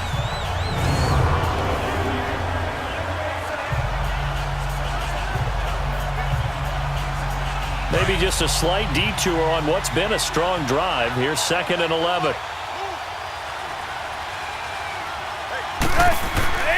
Back to the ground, this time with Gore. And he'll get it down inside the 30 to the 29-yard line. There to make the tackle, Samson Ebukam. Looks to me like maybe there's a little attrition setting in with this drive, because when you see that type of a run, I get the feeling the defense getting a little bit tired. And that's the last thing they need, especially when they look up at the scoreboard. The Dolphins on 3rd down. They've converted 7 times and could use another right now. This will be 3rd and 6. Out of the gun, Tannehill. Got a man, it's Amendola. And down inside the 15, shy of the 10. The Dolphin passing game rolling here. They've got another 1st down. Nice catch right there. Brings to mind the sentence, when in doubt, find your veterans. I used to laugh back in the day when they would call guys like him crafty veterans. You get up in your 30s, you're still playing receiver, but you're around that long at that position, you're doing something right. Just remember this. When he was young, he thought the crafty veteran was simply a guy who couldn't run anymore. Now he understands a little bit better. Tannehill in the offense with a 1st and 10. And he's 4 for 4 now, throwing the ball to start the drive. Now whistles and a flag, and I believe a Dolphin got going a little early. False start, offense.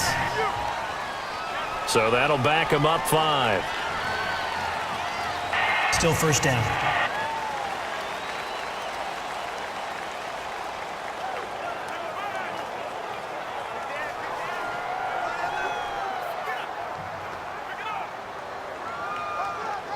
A false start backs him up 5, 1st and 15.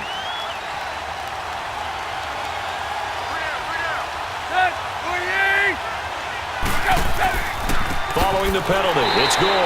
And they're going to lose some on this play. Being knocked back to the 18.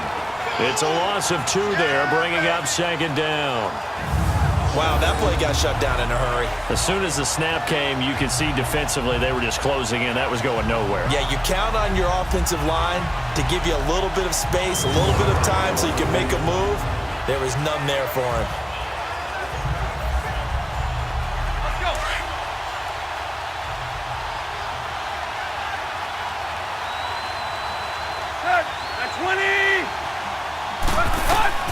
On 2nd down, here's Tannehill.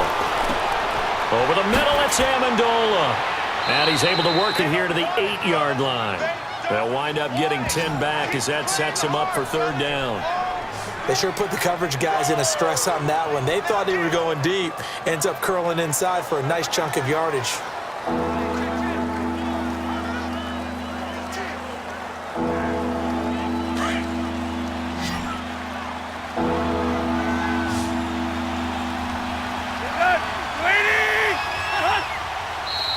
Now whistles and a flag, and I believe a Dolphin got going a little early.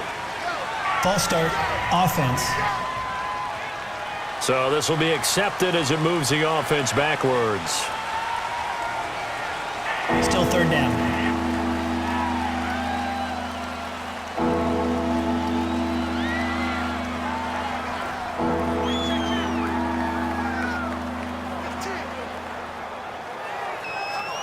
So the false start certainly doesn't help matters as they'll try again now, 3rd and long. 30. Tannehill. And this is going to be incomplete. I think that was a good job there defensively. They did allow them to drive all the way downfield, but once they got their backs to the goal line, they really turned up the pressure. Yeah, they let them get all the way down here. Now the field shrinks. They've struggled to convert, and that last incompletion brings up 4th.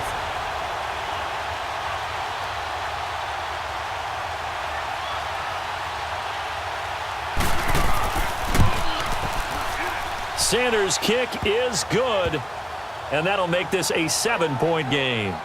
Well, looking at it from a defensive perspective, that keeps the deficit very, very manageable. You know, all things considered, not a bad job on the defensive side. I would say that you've pointed out something pretty good right there, and that is you actually have both sides happy with that exchange. You know, happy in quotes, of course. One team, hey, we've kept it within range. The other side saying, hey, we put points on the board and did stretch out the lead. Let's see how this one turns out. Yeah, still bottom line, though, 3 points for the opening drive of the third quarter.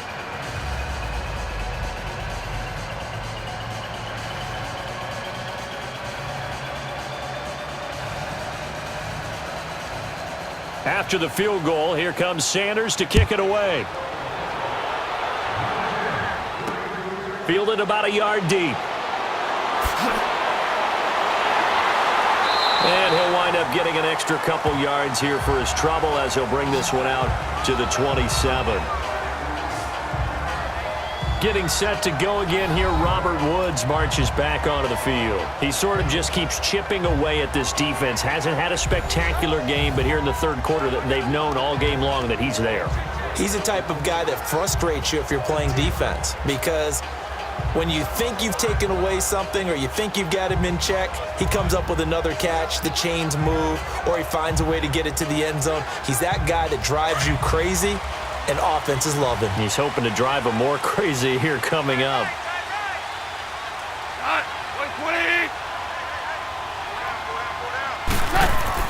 They go play action here on first down. Nowhere to go here. He lost the football. But it looked like a Rams player was able to get his hands on it, yes. So they will hold on to the football indeed. On plays like this where the ball comes free, it's often unusual for the team that lost it to get it back, because this is the quarterback. The ball gets away from him. Everyone else is trying to execute what they're supposed to do on offense. They're usually looking in the other direction, downfield, or have moved away from him. In this case, though, a teammate is able to come up with the ball.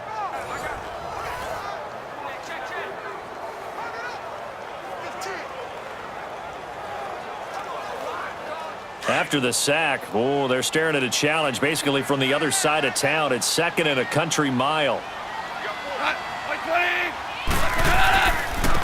Gurley.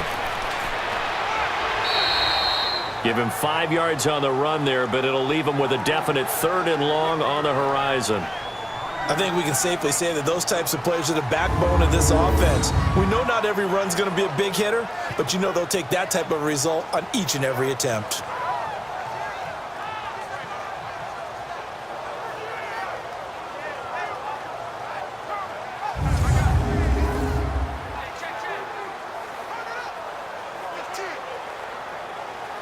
The Rams on third down. They're at 50%, 4 for 8. This will be third and a mile.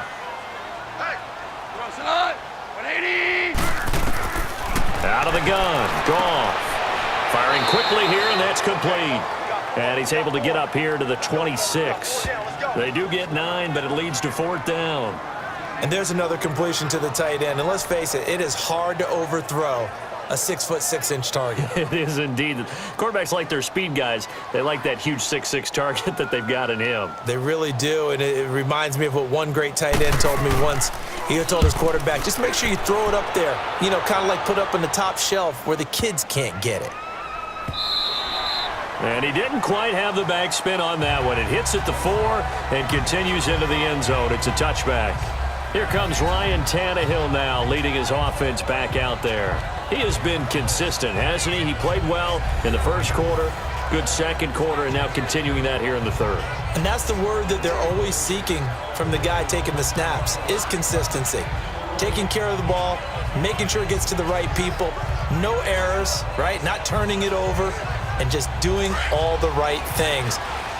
That's leadership, and it inspires confidence in a team. Yeah, been a good leadership and a good distributor. Hey, 20. Tannehill on first down. And down he goes on the pressure from the Rams defense.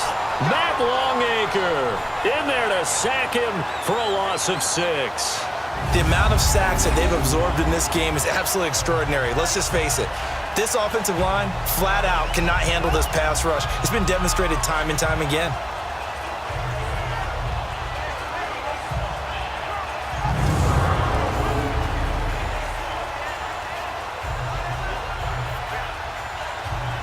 Protection certainly going to need to be a bit better here on 2nd and 16.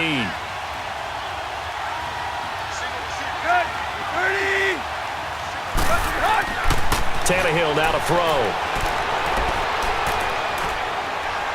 Dancing to his left. And he slides to avoid the hit. And give him 10 that time as he was able to get away from the pressure and get a nice gain. I thought they were going to sack him there like they did on first down. Great coverage, but he found a way to move with his legs. Yeah, his ability to take off. Not only did he get some yardage back, he got a little bit extra. Really helps him on 3rd down. Makes it manageable now. Let's go.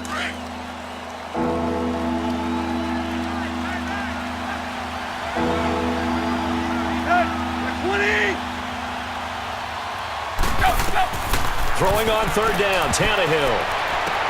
Oh, did he hang on to it? He did on the dive. Nice grab. A good rally to the football holds him to 2, and that brings up a 4th down. Well, that kind of catch is supposed to pay off with at least a 1st down, isn't it? Instead, he'll just add it to his highlight reel, but they don't pick up the first. Yeah, he gets the yardage, he gets the catch, but now they have a decision to make. Here's Matt Hawk now, as he'll punt it away for the 4th time today.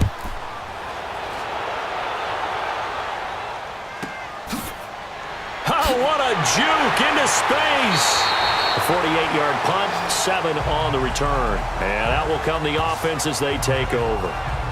And now out on the field, here comes Los Angeles. And a tight game after punting last time. See if they can get something going on this drive.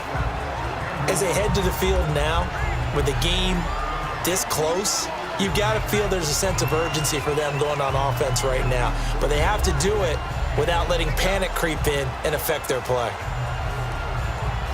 Goff will lead the Rams up here 1st and 10 at about the 32.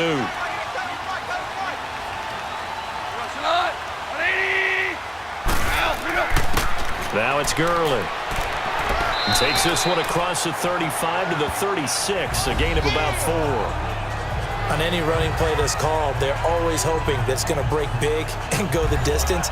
But when you get a nice game like that, you're able to do so many things anyway. You can come back and run essentially the same play again, continue to move the ball on the ground, or you can decide to throw the ball now because usually you have the defense back on its heels.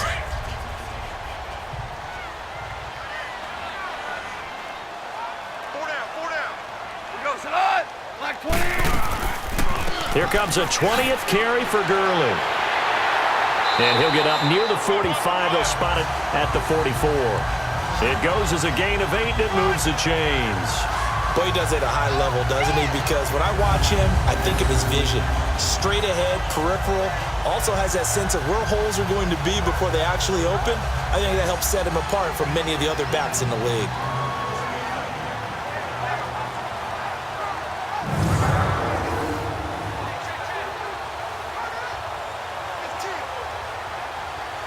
So on the heels of the run by Todd Gurley, another 1st and 10.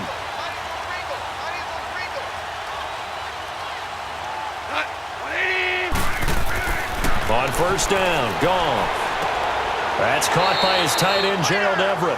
And he'll be brought down just shy of midfield at the 49-yard line. 5 yards on the catch there, brings up 2nd down.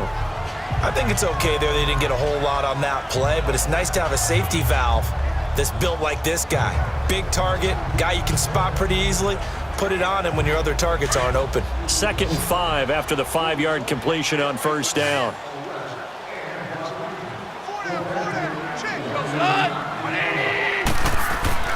Now it's Goff.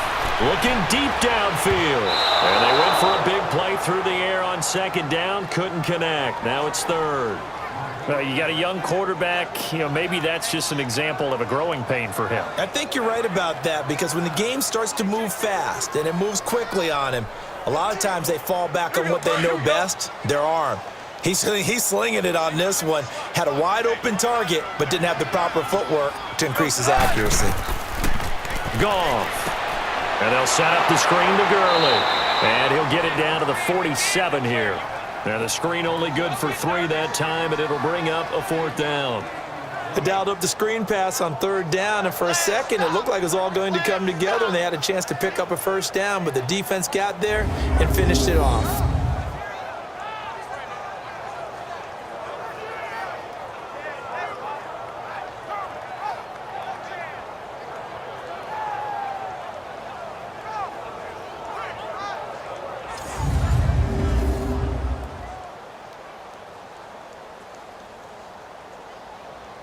Here's Johnny Hecker now. He's been terrific so far.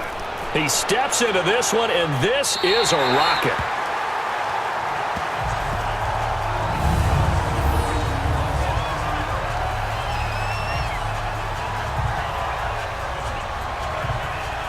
Here's Ryan Tannehill and the Dolphin offense back out onto the field. How do you think he personally is evaluating his game so far? He was pretty good in the first half, been good so far here in the third quarter. He's got to like it, right? Not looking for the dramatics here. Not trying to set the world on fire in terms of stats. It's almost like you're driving. Hands at 10 and 2, alert for anything out there, watching for trouble on the road, and making sure you get the team home. The bus driver. See if he can drive the bus here again on this drive.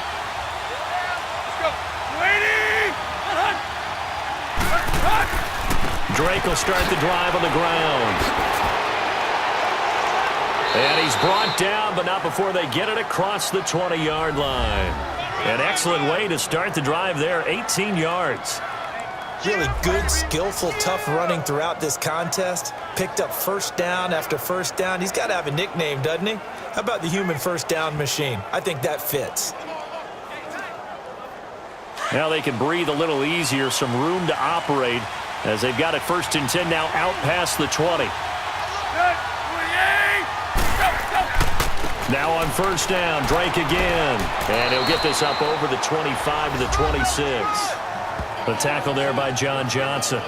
They're trying to show that they can run the ball and protect this lead. Give it to the backs, play a little bit of keep away, don't you think? And that's probably a good philosophy at this point, going to make that defense stand up and stop them.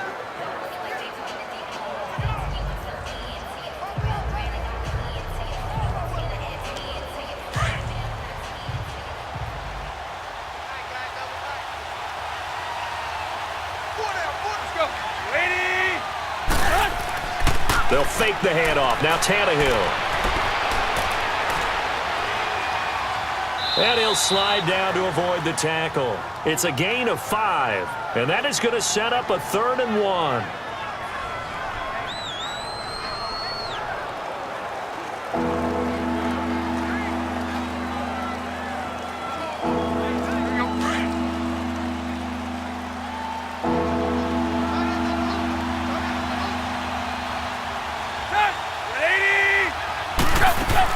On 3rd and short, Drake. And he gets it to the 34. Good enough for the first. Only 3 there on the pickup, but that's enough to move the chains. I think we're seeing the effect that runs like that are starting to have on this game. They're a little bit slower, that front 7, reacting to the football, almost like body blows in boxing, slowing them down, and they're really starting to take over in this game.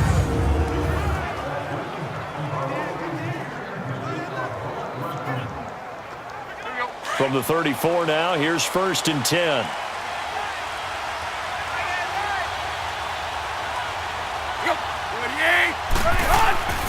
On first down, it's Gore. Just a yard on the first down carry, so it's 2nd and 9.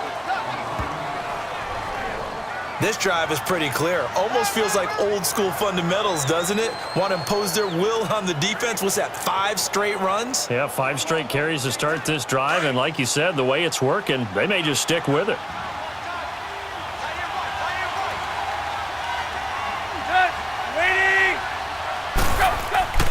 Another carry now for Gore.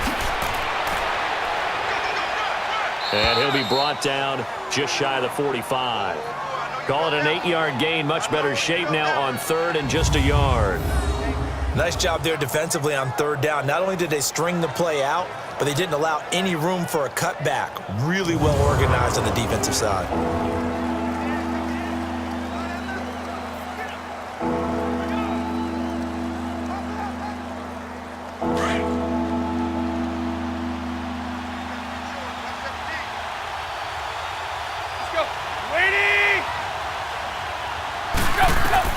Tannehill going to throw on 3rd and 1. It's complete to Grant. And he's got the first down yardage before being taken down at midfield. It's a pickup of 6 and good enough to move the chains. Got to say, I was a little surprised to see him, Charles, come out in the shotgun on third and less than a yard. Yeah, but the way the NFL is nowadays, we hardly ever see anyone really run for it on short yardage. So they're going to throw the football more times than not. That was a nice, easy rhythm throw right there, and they pick up the first down.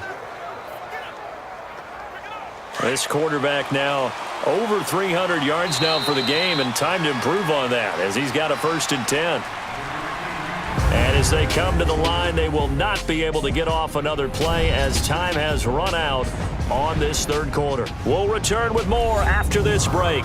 You're watching the NFL on EA Sports. Back now in Los Angeles. It's Dolphin football. It's also Dolphin lead to begin quarter number 4.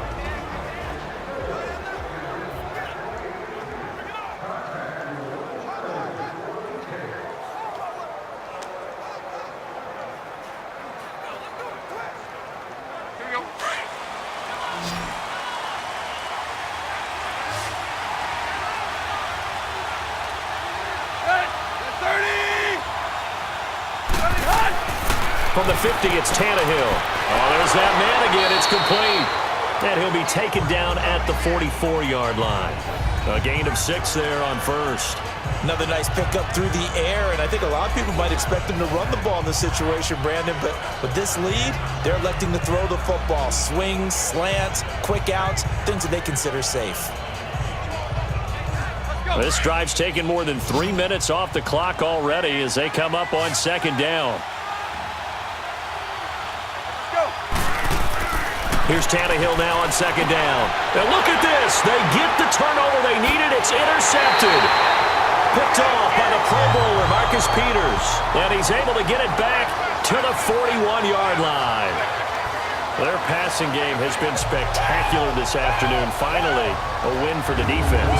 You think maybe there was an adjustment there.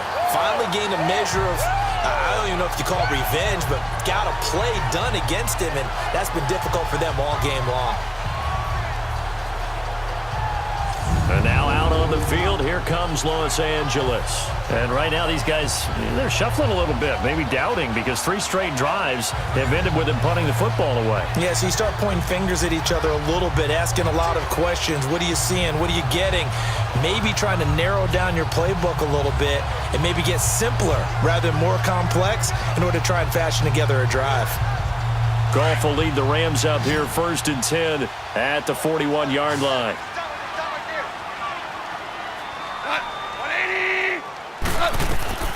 After the interception, here's Goff. Incomplete. He was looking for Todd Gurley. And it's 2nd down. I want to go back to something you said in the first quarter about winning. Is it a positive? It is a positive. Okay. About winning the turnover battle. As a visiting team, as an underdog, you were right. They've done just that, and look where it's gotten them. It's part of the formula. When you go on the road, as you mentioned, being an underdog, winning the turnover battle is a big key, and this one's playing out in this one. So it looks like somebody may have forgotten the snap count, and a 5-yard penalty ensues. False start, offense. So that one will be accepted. Still 2nd down.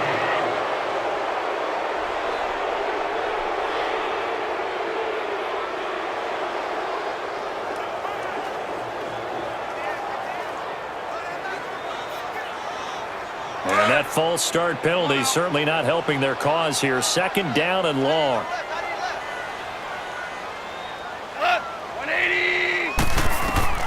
From the gun, here's Goff.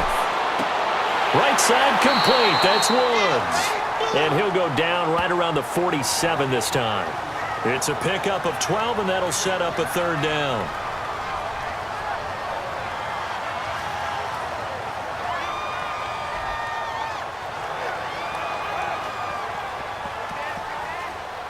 The Rams on 3rd down. They're right at about the league average, 40%, 4 for 10. Here it's 3rd and 3.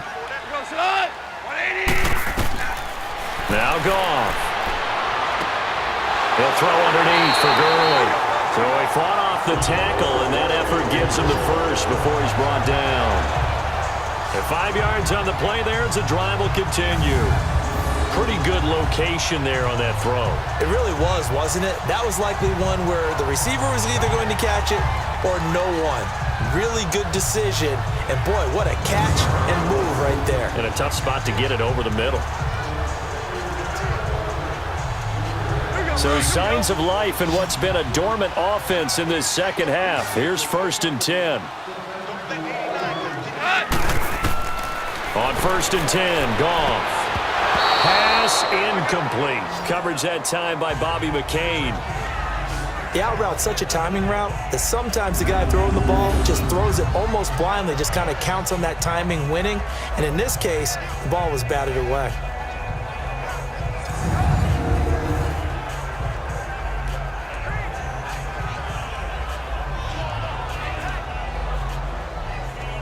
So after the incompletion on 1st, now 2nd and 10.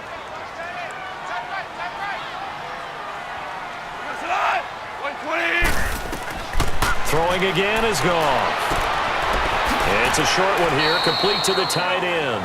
And he'll go down shy of the 40 at the 41. The reception good for 7. It's 3rd down. Partner, it's a lot of fun watching the NFL now, isn't it? Because when the big fella runs routes, it used to be when we were kids, he'd run about 3 different routes, and that was it. Now he can run anything and catch the balls we just saw there. The Rams on 3rd down. They've converted 5 times in their many chances thus far. This time it's 3rd and 3. Here's Goff. And unable to connect. If he had caught it, it would have been a 1st down. Instead, it's 4th. Didn't have a receiver open downfield, and as it turned out, couldn't even find his outlet man because of the coverage. It was way too tight, unable to find anyone open.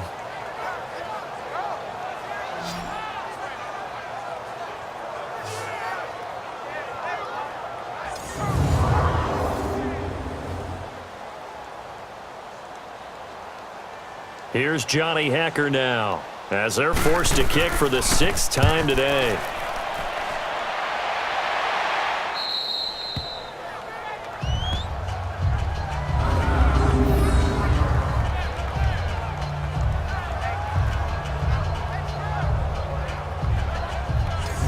Comes the Miami offensive unit now. They get set to take over. And there are parts of their last drive they'd like to emulate. And, of course, they'd like to forget the ending, the interception. But they did put together, Charles, a nice sustained drive to get him down the field. Yeah, and unfortunately for them, the only thing that matters is part 2, right?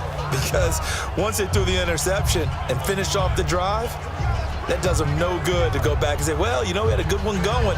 Finish things off. That's the only way you can get it done.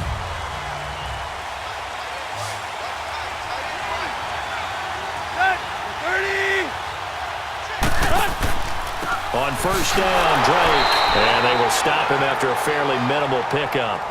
Credit him with a 1-yard gain there to make it 2nd and 9. A tight game like this, such a tough spot for the offense to be in. Even though they have the lead, Charles, back up so close to their goal line, they got to protect the football. And that's when you have to take care of your team with play calling as well. Not a lot of misdirection, not a lot of counters, not a lot of plays where you have extra ball handling. Get it right to the hands of your running back. Tell him to take care of the ball and try and move forward.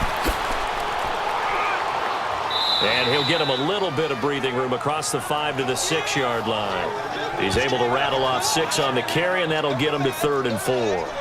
Well, with the fumble he had earlier, we know how key keeping the football is here. That fumble earlier probably at the forefront of his mind. Just hold on to this thing. It's also at the forefront of the mind of the guys who are trying to get the ball from him. And since they've seen him drop it on the ground before, they're doing everything possible to have him do it again. They need that turnover. Back to throw, Tannehill. And he's got his favorite target yet again. It's complete.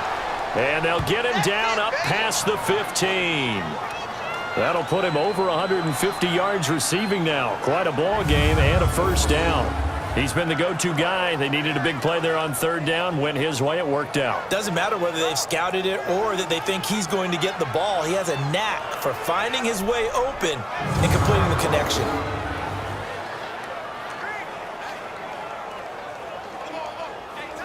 So that last play gives him a little more space now. Here's 1st and 10 at the 16-yard line. Drake off the give from Tannehill. And maybe a measure of revenge there. He's had his way in this one, but this time they get him behind the line. It's a loss of a yard there, and now 2nd down. Partner, I think there's a lesson there. Some days you're just having a really tough time, and for the defense, today has been that day. But after that play, what do you learn? You can still make plays even when the other guy's having success against you.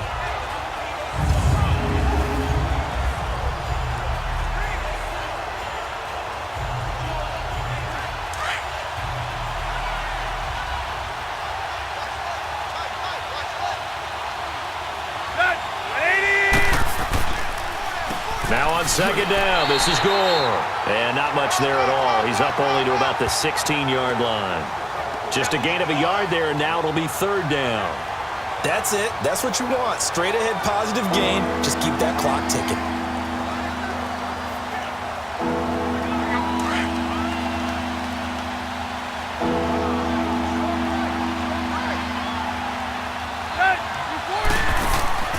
Off play action, Tannehill. And incomplete. The contact made the ball roam free and brings up fourth down.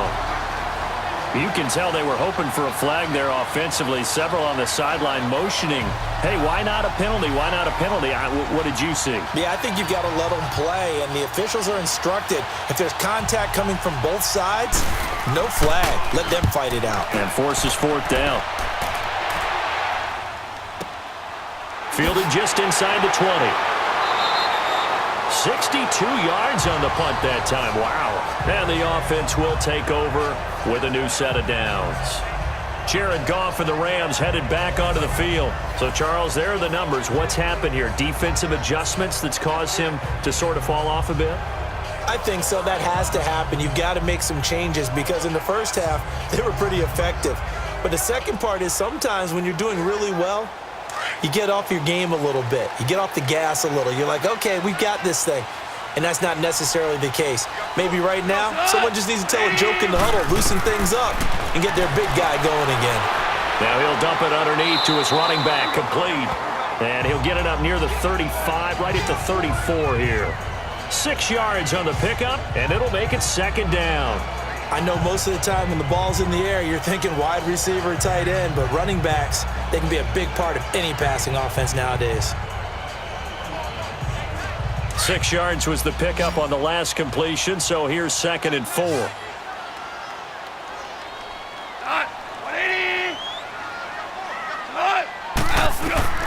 Now Goff. And his throw here is incomplete.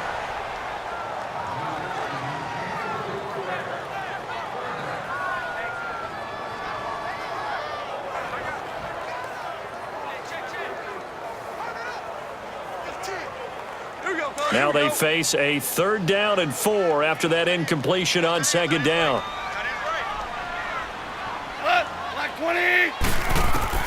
A shotgun snap for Goff. Dumps it off to Gurley. And he's got the first down yardage before he's brought down at the 42. 8 yards on the pickup there, and it moves the sticks. Looked like a pretty good, safe play right there. No, he's had trouble with the interceptions in this game there. Hits his guy out in the flat. Man, so many times we hear quarterbacks and offensive coordinators talk about in your progressions, you're either throwing the touchdown or you're throwing the check down. But earlier in the game, it was touchdown or interception. Now he got to the check down, a nice safe throw, and a good one. So signs of life in what's been a dormant offense in this second half. Here's 1st and 10. On 1st down, it's Goff. And it's a short one here, complete to his tight end. And he's able to get this one out closer to midfield across the 45. Well, it certainly feels like there are more stars at the tight end position than there were even 10 years ago. And I think it's become more of a glamour position because of the ways it can hurt a defense, and guys want to be involved. They can be in line, close to the line of scrimmage. They can split out like receivers.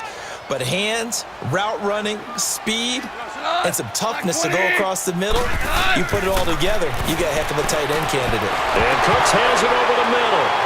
And he coughed it up. And this is picked up by the Dolphins. And they are going to set up shop at the 40-yard line. We have seen this before, and we know coaches preach about this and work on it all the time. Catch the ball. You know there's going to be some traffic somewhere. They've got to put it away and secure it as they try and get downfield. That will we'll see what the big tight end Mike Gesicki and the rest of the offense has in store. And the numbers show it, low involvement early, but since he's been involved, it's been a good thing for this offense. Indeed it has, and when you're able to finally get him going, get him fully integrated into the offense, things feel a whole lot better for your team. It expands everything that they do trying to move the football.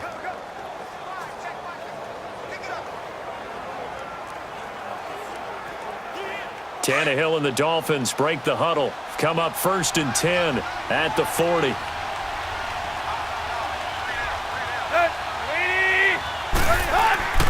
They'll start on the ground with Gore. And he'll be brought down just shy of the 45. And Ndamukong Suh makes the tackle. Offensively with the lead, you want to run the ball, keep the clock going, but you also want to still kind of be in attack mode too, right? So how do you do that and not come back on your heels? Think about all the practices we've watched where they have that tempo period to go over things just like this, where they describe the scenario, tell you what they're looking for, and make sure that they're still attacking, yet at the same time not going so fast as to leave too much time on the clock. And he'll take this one up close to about the 45.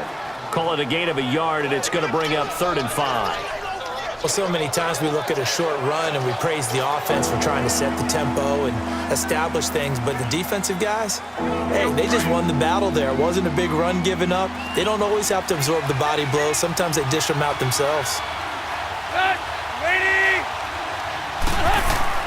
To throw is Tannehill. And an alley to run. And he'll avoid the tackle there with a slide. 17 yards for the Dolphins there as they've got themselves a 1st down.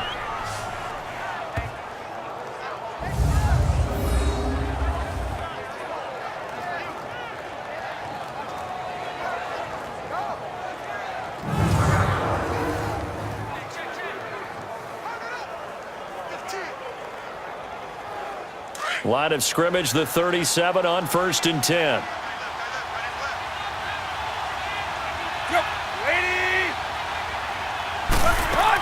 They'll run it now out of the gun. And able to push his way forward here for a good little gain. And give him 4 yards there. It'll be 2nd and 6. Looks like they're establishing a pretty good pattern here because they've been very heavy in the running game on the last 4 plays. Yeah, you took the words right out of my mouth. So far, 4 plays in this drive, all 4 on the ground.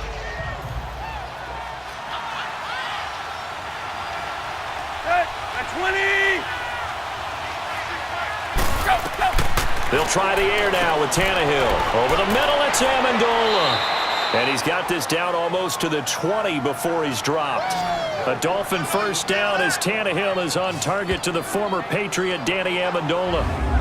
And with that last play, he's now up over that 300-yard mark. And in today's NFL, it almost feels routine. And I hate that when you talk about a 300-yard passing game. To me, 300 yards still signifies excellence, and he's achieved that in this performance.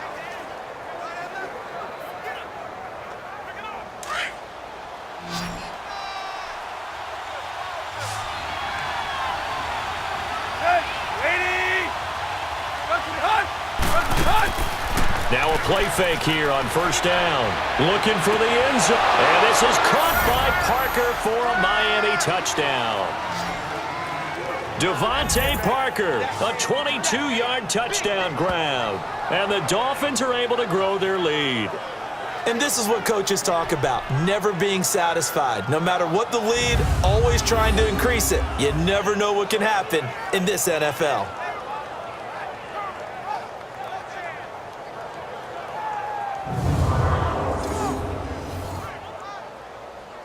Sanders now to add the extra point. Extra point up and good by Sanders. And the decision to just kick the extra point winds up successful. That time a 6-play drive. And it winds up in 6 points for the Dolphins.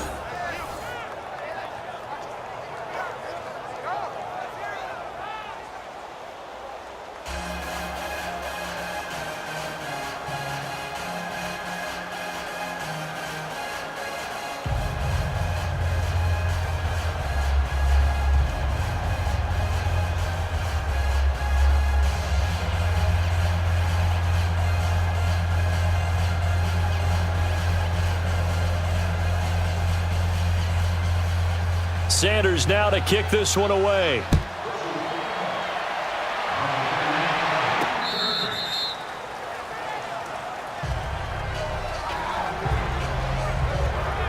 Now the Rams offense, they worked their way back on the field. And they had the fumble last time that led to a touchdown. That's a no-no. We'll see what they do here this go-around. A big no-no. Put that in capital letters. Turning it over, the other team takes it down and scores. That can be a deflator for a football team. Now it's up to the offense to get back out on the field and pick things up. You know, they're out there. We'll see if they can pick those things back up. Goff will lead the Rams up here 1st and 10 at their 25-yard line. Out of the gun. Goff. Oh, he's got a man wide open, complete. And he takes us up to the 40-yard line before being corralled. 15 yards is the pickup there, and the drive starting very nicely. 1st down. At this stage, this drive's got to be touchdown or bust because you need 2 of them. And if I'm the offensive play caller, I'm not just looking at my dagger plays downfield. I'm looking at some of my specials, something that can fool them and give you a big play now. With a sense of urgency. No doubt. So quickly all the way up at the 40-yard line.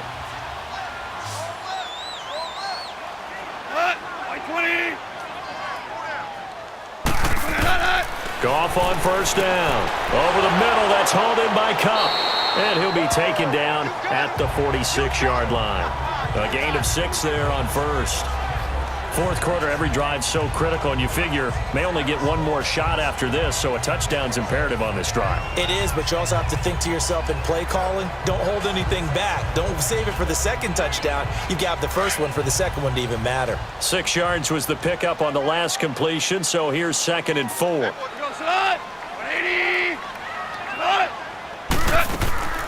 To throw is Goff.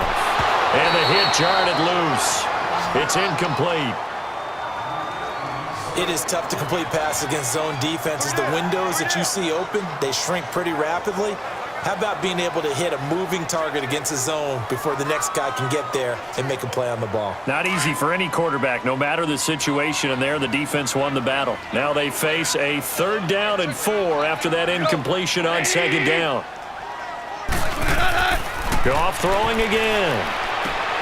Toward the sideline. Did he keep the feet in? Yes, he got them both down, says the side judge, and that's good enough for a 1st down. Goff hitting Woods for a Rams first. And in a 2-score game, obviously, every play, every 3rd down, like we saw there, magnified, big pickup. It was a huge pickup. What they really want, though, is to not even get to 3rd down. They've got to maximize time and conserve as much as possible. So signs of life in what's been a dormant offense in this 2nd half. Here's 1st and 10. Black 20. On 1st down, Goff. And he's got the hook up here. It's Woods. 5 yards on the catch there. Brings up 2nd down. You got the big lead defensively. Willing to give them that underneath stuff, right? And this is why you work on your tackling. Tackle them after the catch, inbounds, keep the clock running. Just go ahead and bleed the game out that way. 2nd and 5 after the 5-yard completion on 1st down.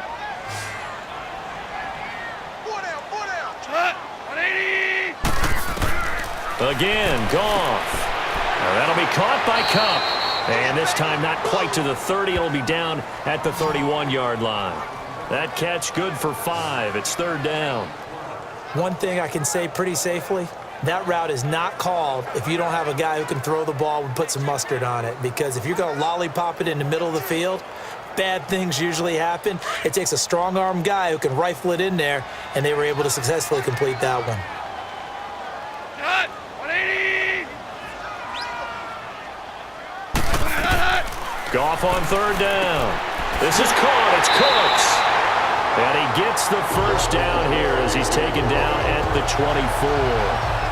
That one good for 7 as this long drive continues and the chains move again. But correct me if I'm wrong, you're down 2 scores. I don't think you need to rush just yet, but you can't take your time either. Yeah, even if you don't want to commit to full 2-minute offense, you have to up the tempo, up the urgency. Maybe you're starting to call 2 plays in a huddle each time you snap the ball. Goff Goff and the offense with a 1st and 10. And he's 6 of 7 now on this drive.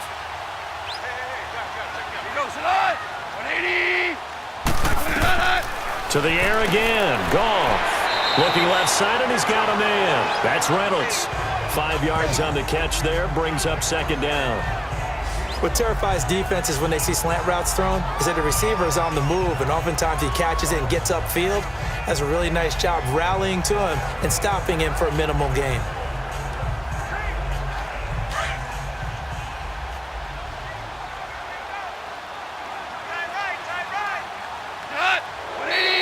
Now whistles and a flag down. I think one of the Rams linemen might have moved. False start, offense.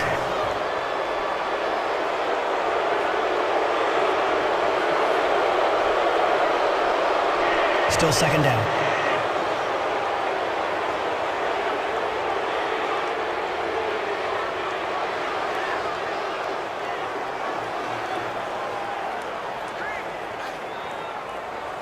A false start penalty, and now they're back to needing 10 yards on 2nd down.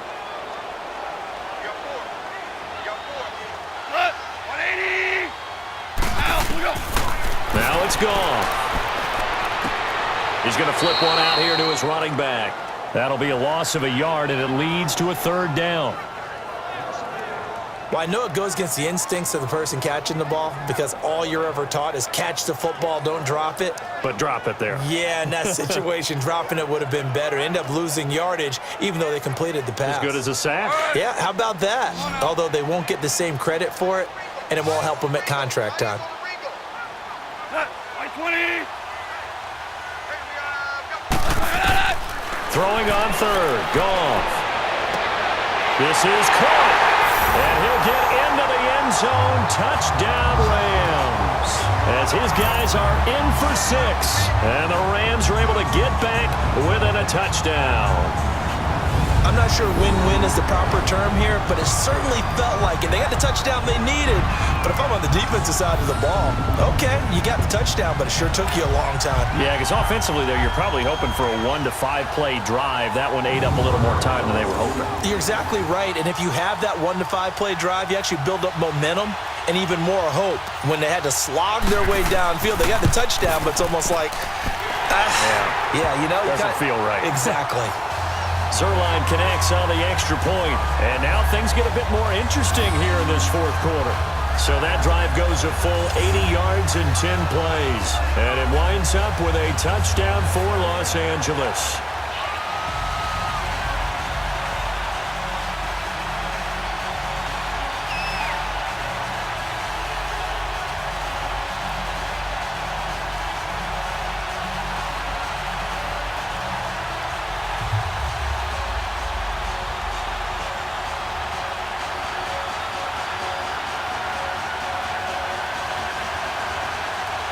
Zerline out now to kick this one away. This is fielded at the goal line. And he'll get it up past the 20 to the 22-yard line. The Dolphins offense now ready to go back out onto the field. After the touchdown we just saw, we have a brand new ball game. And now look at the situation. You got plenty of time on the clock. Defensively, they have 3 timeouts. So do you run the football here or do you throw it? I think you have that full conversation with your offensive unit, and you tell them, here's the situation. They've got all of their timeouts, so we are not going to play this conservatively. We've got to attack them. We've got to make them use those, gain the ground that we need in order to put this game away. If you think we're just going to run it 3 times and punt it, you got another thing coming. Yeah, I mean, by the way, also the 2-minute warning in play, so essentially 4 timeouts left. They have to be aggressive here. And the first play of the drive there is incomplete. I think he's a little trigger happy right there, and it turned into an ill-advised throw into their zone. Well, we know he has confidence. He'll throw it any place, anytime, anywhere. That time it fell incomplete. So after the incompletion, 2nd and 10 from the 22.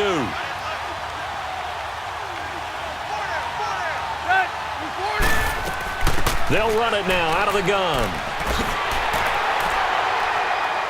And for one of the few times here today, this run's not going to go anywhere.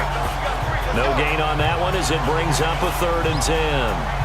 Now, obviously, that's some good work there defensively, being able to stop them and bring up a key third down. But if you're on the offensive side of the ball, there's an opportunity, because I know what defensive guys are thinking right now. Just stop them, get to the ball. That means it might not be sound defensively. There could be some opportunities. And you said key third down. Highlight that word. Put it in bold. Here we go. Throwing on third down, Tannehill. He dumps it off to Drake. And they're able to get this one across the 35. Time for a break. We'll come back for the electrifying conclusion after this.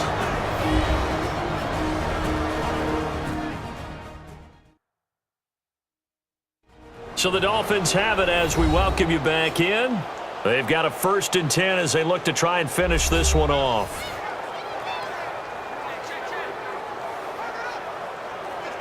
And not totally home free yet, but it's looking good as they come up 1st and 10.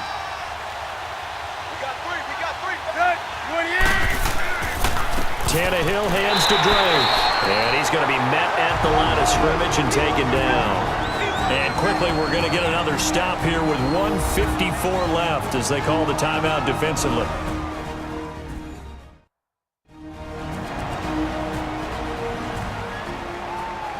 All right, so the timeout over and all 11 men back out onto the field for the defense.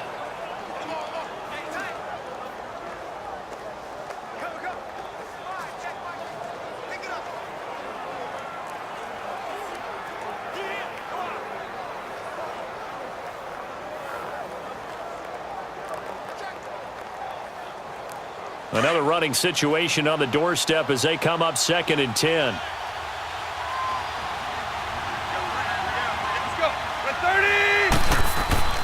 Right back to Drake. And now we're going to get a timeout defensively. So another stop, 1:50 left in the football game.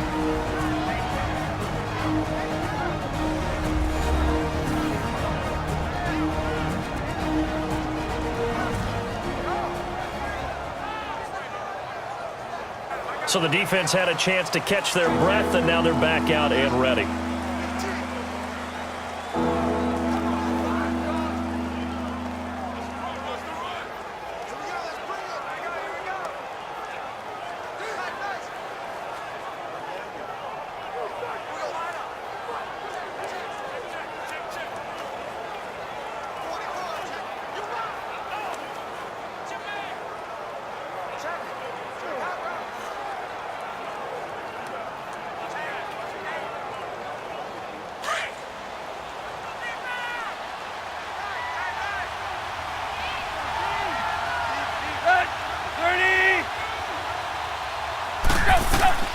Tannehill.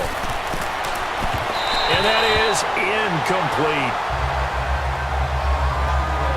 But not to get too overcritical there because he knows what he's doing, but his shoulders looked a little off kilter there when he threw that. I don't think you're being overly critical there. You're just analyzing it, and he gets those shoulders right. That pass will go from incomplete to complete. Here's Matt Hawk now as he's on to punt for Miami. And he gets this away, and look at this. This is a good one.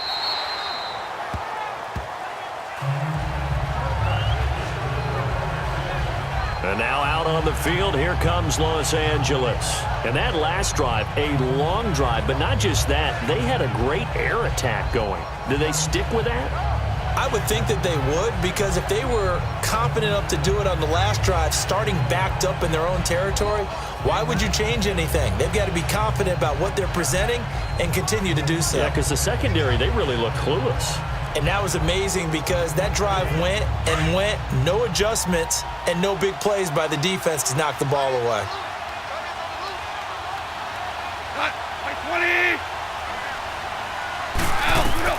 He'll look to throw. Nowhere to go here. He lost the football. And the offense will get this one back. Boy, that could have been catastrophic at this late stage of the game, but they avoid disaster. Someone moved. Flag is out. That's going to be 5 yards. And that'll drive coaches crazy. You work all week on dealing with loud crowds, on dealing with motion, and then you have a guy jump. Not a great start to this drive. You have the sack, now the false start. I mean, it doesn't take much to either read lips or just imagine what the head coach is saying right now. Get your head in the game, guys. Let's go.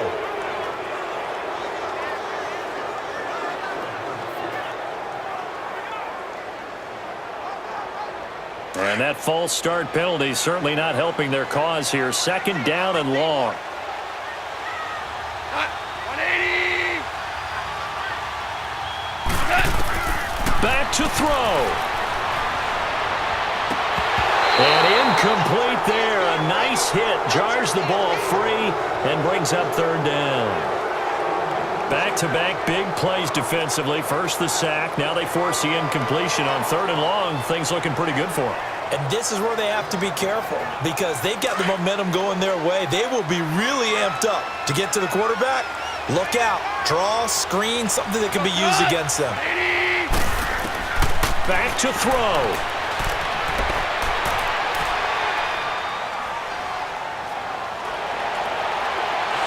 And this is going to be incomplete. This defense has watched their lead dwindle away. This is where they really need to bow up. They executed well there. And it's often hard after you've played really well early and then you kind of relax a little bit to step on the gas again. They just did it on the last play. Looks like they want to finish this one off.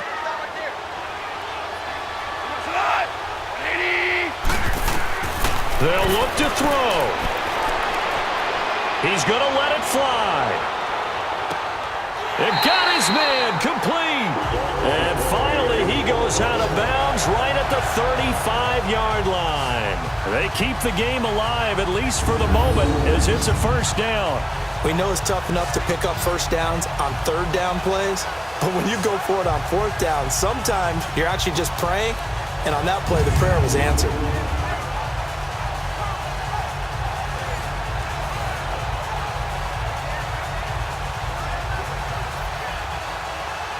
So a slight improvement in field position, you might say, from inside their own 10 to this as they come up on 1st down. He's back to throw.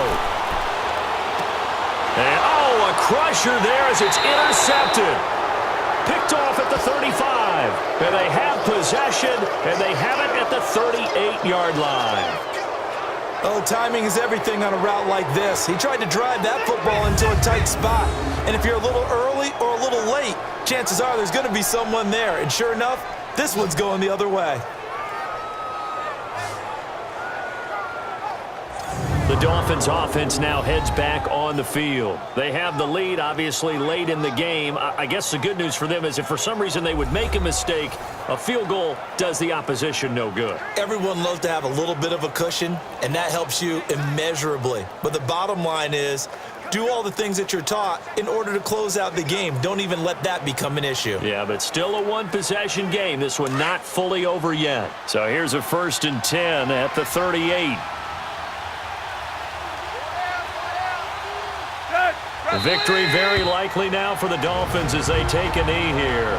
And now we're going to get a timeout here called by the defense as they get it with under a minute to go now in the football game.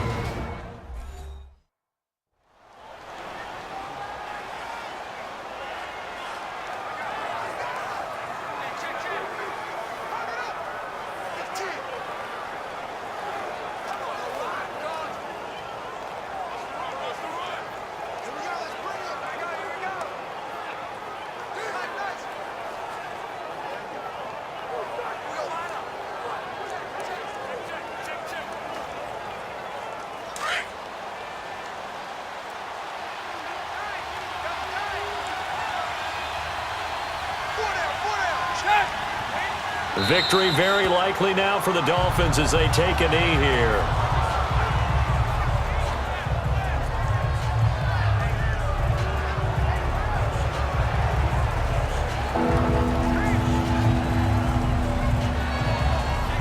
So time to start going in the other direction as they come up now 3rd and long. Tannehill to a knee, and that ought to be the final act of this ball game.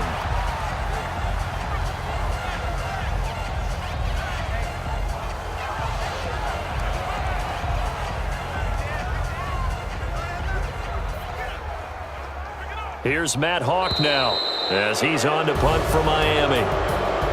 Well, I know at points in this when you wanted to close your eyes because of all the points that were being put on the scoreboard. You're a defensive guy, but it was a fun little track meet, wasn't it? It was, and you know the people who really enjoyed this game? They're the ones that like going to batting practice at the Major League Baseball parks, right? Seeing the 14-11 game, that sort of deal, that's right up their alley with what we saw in this one.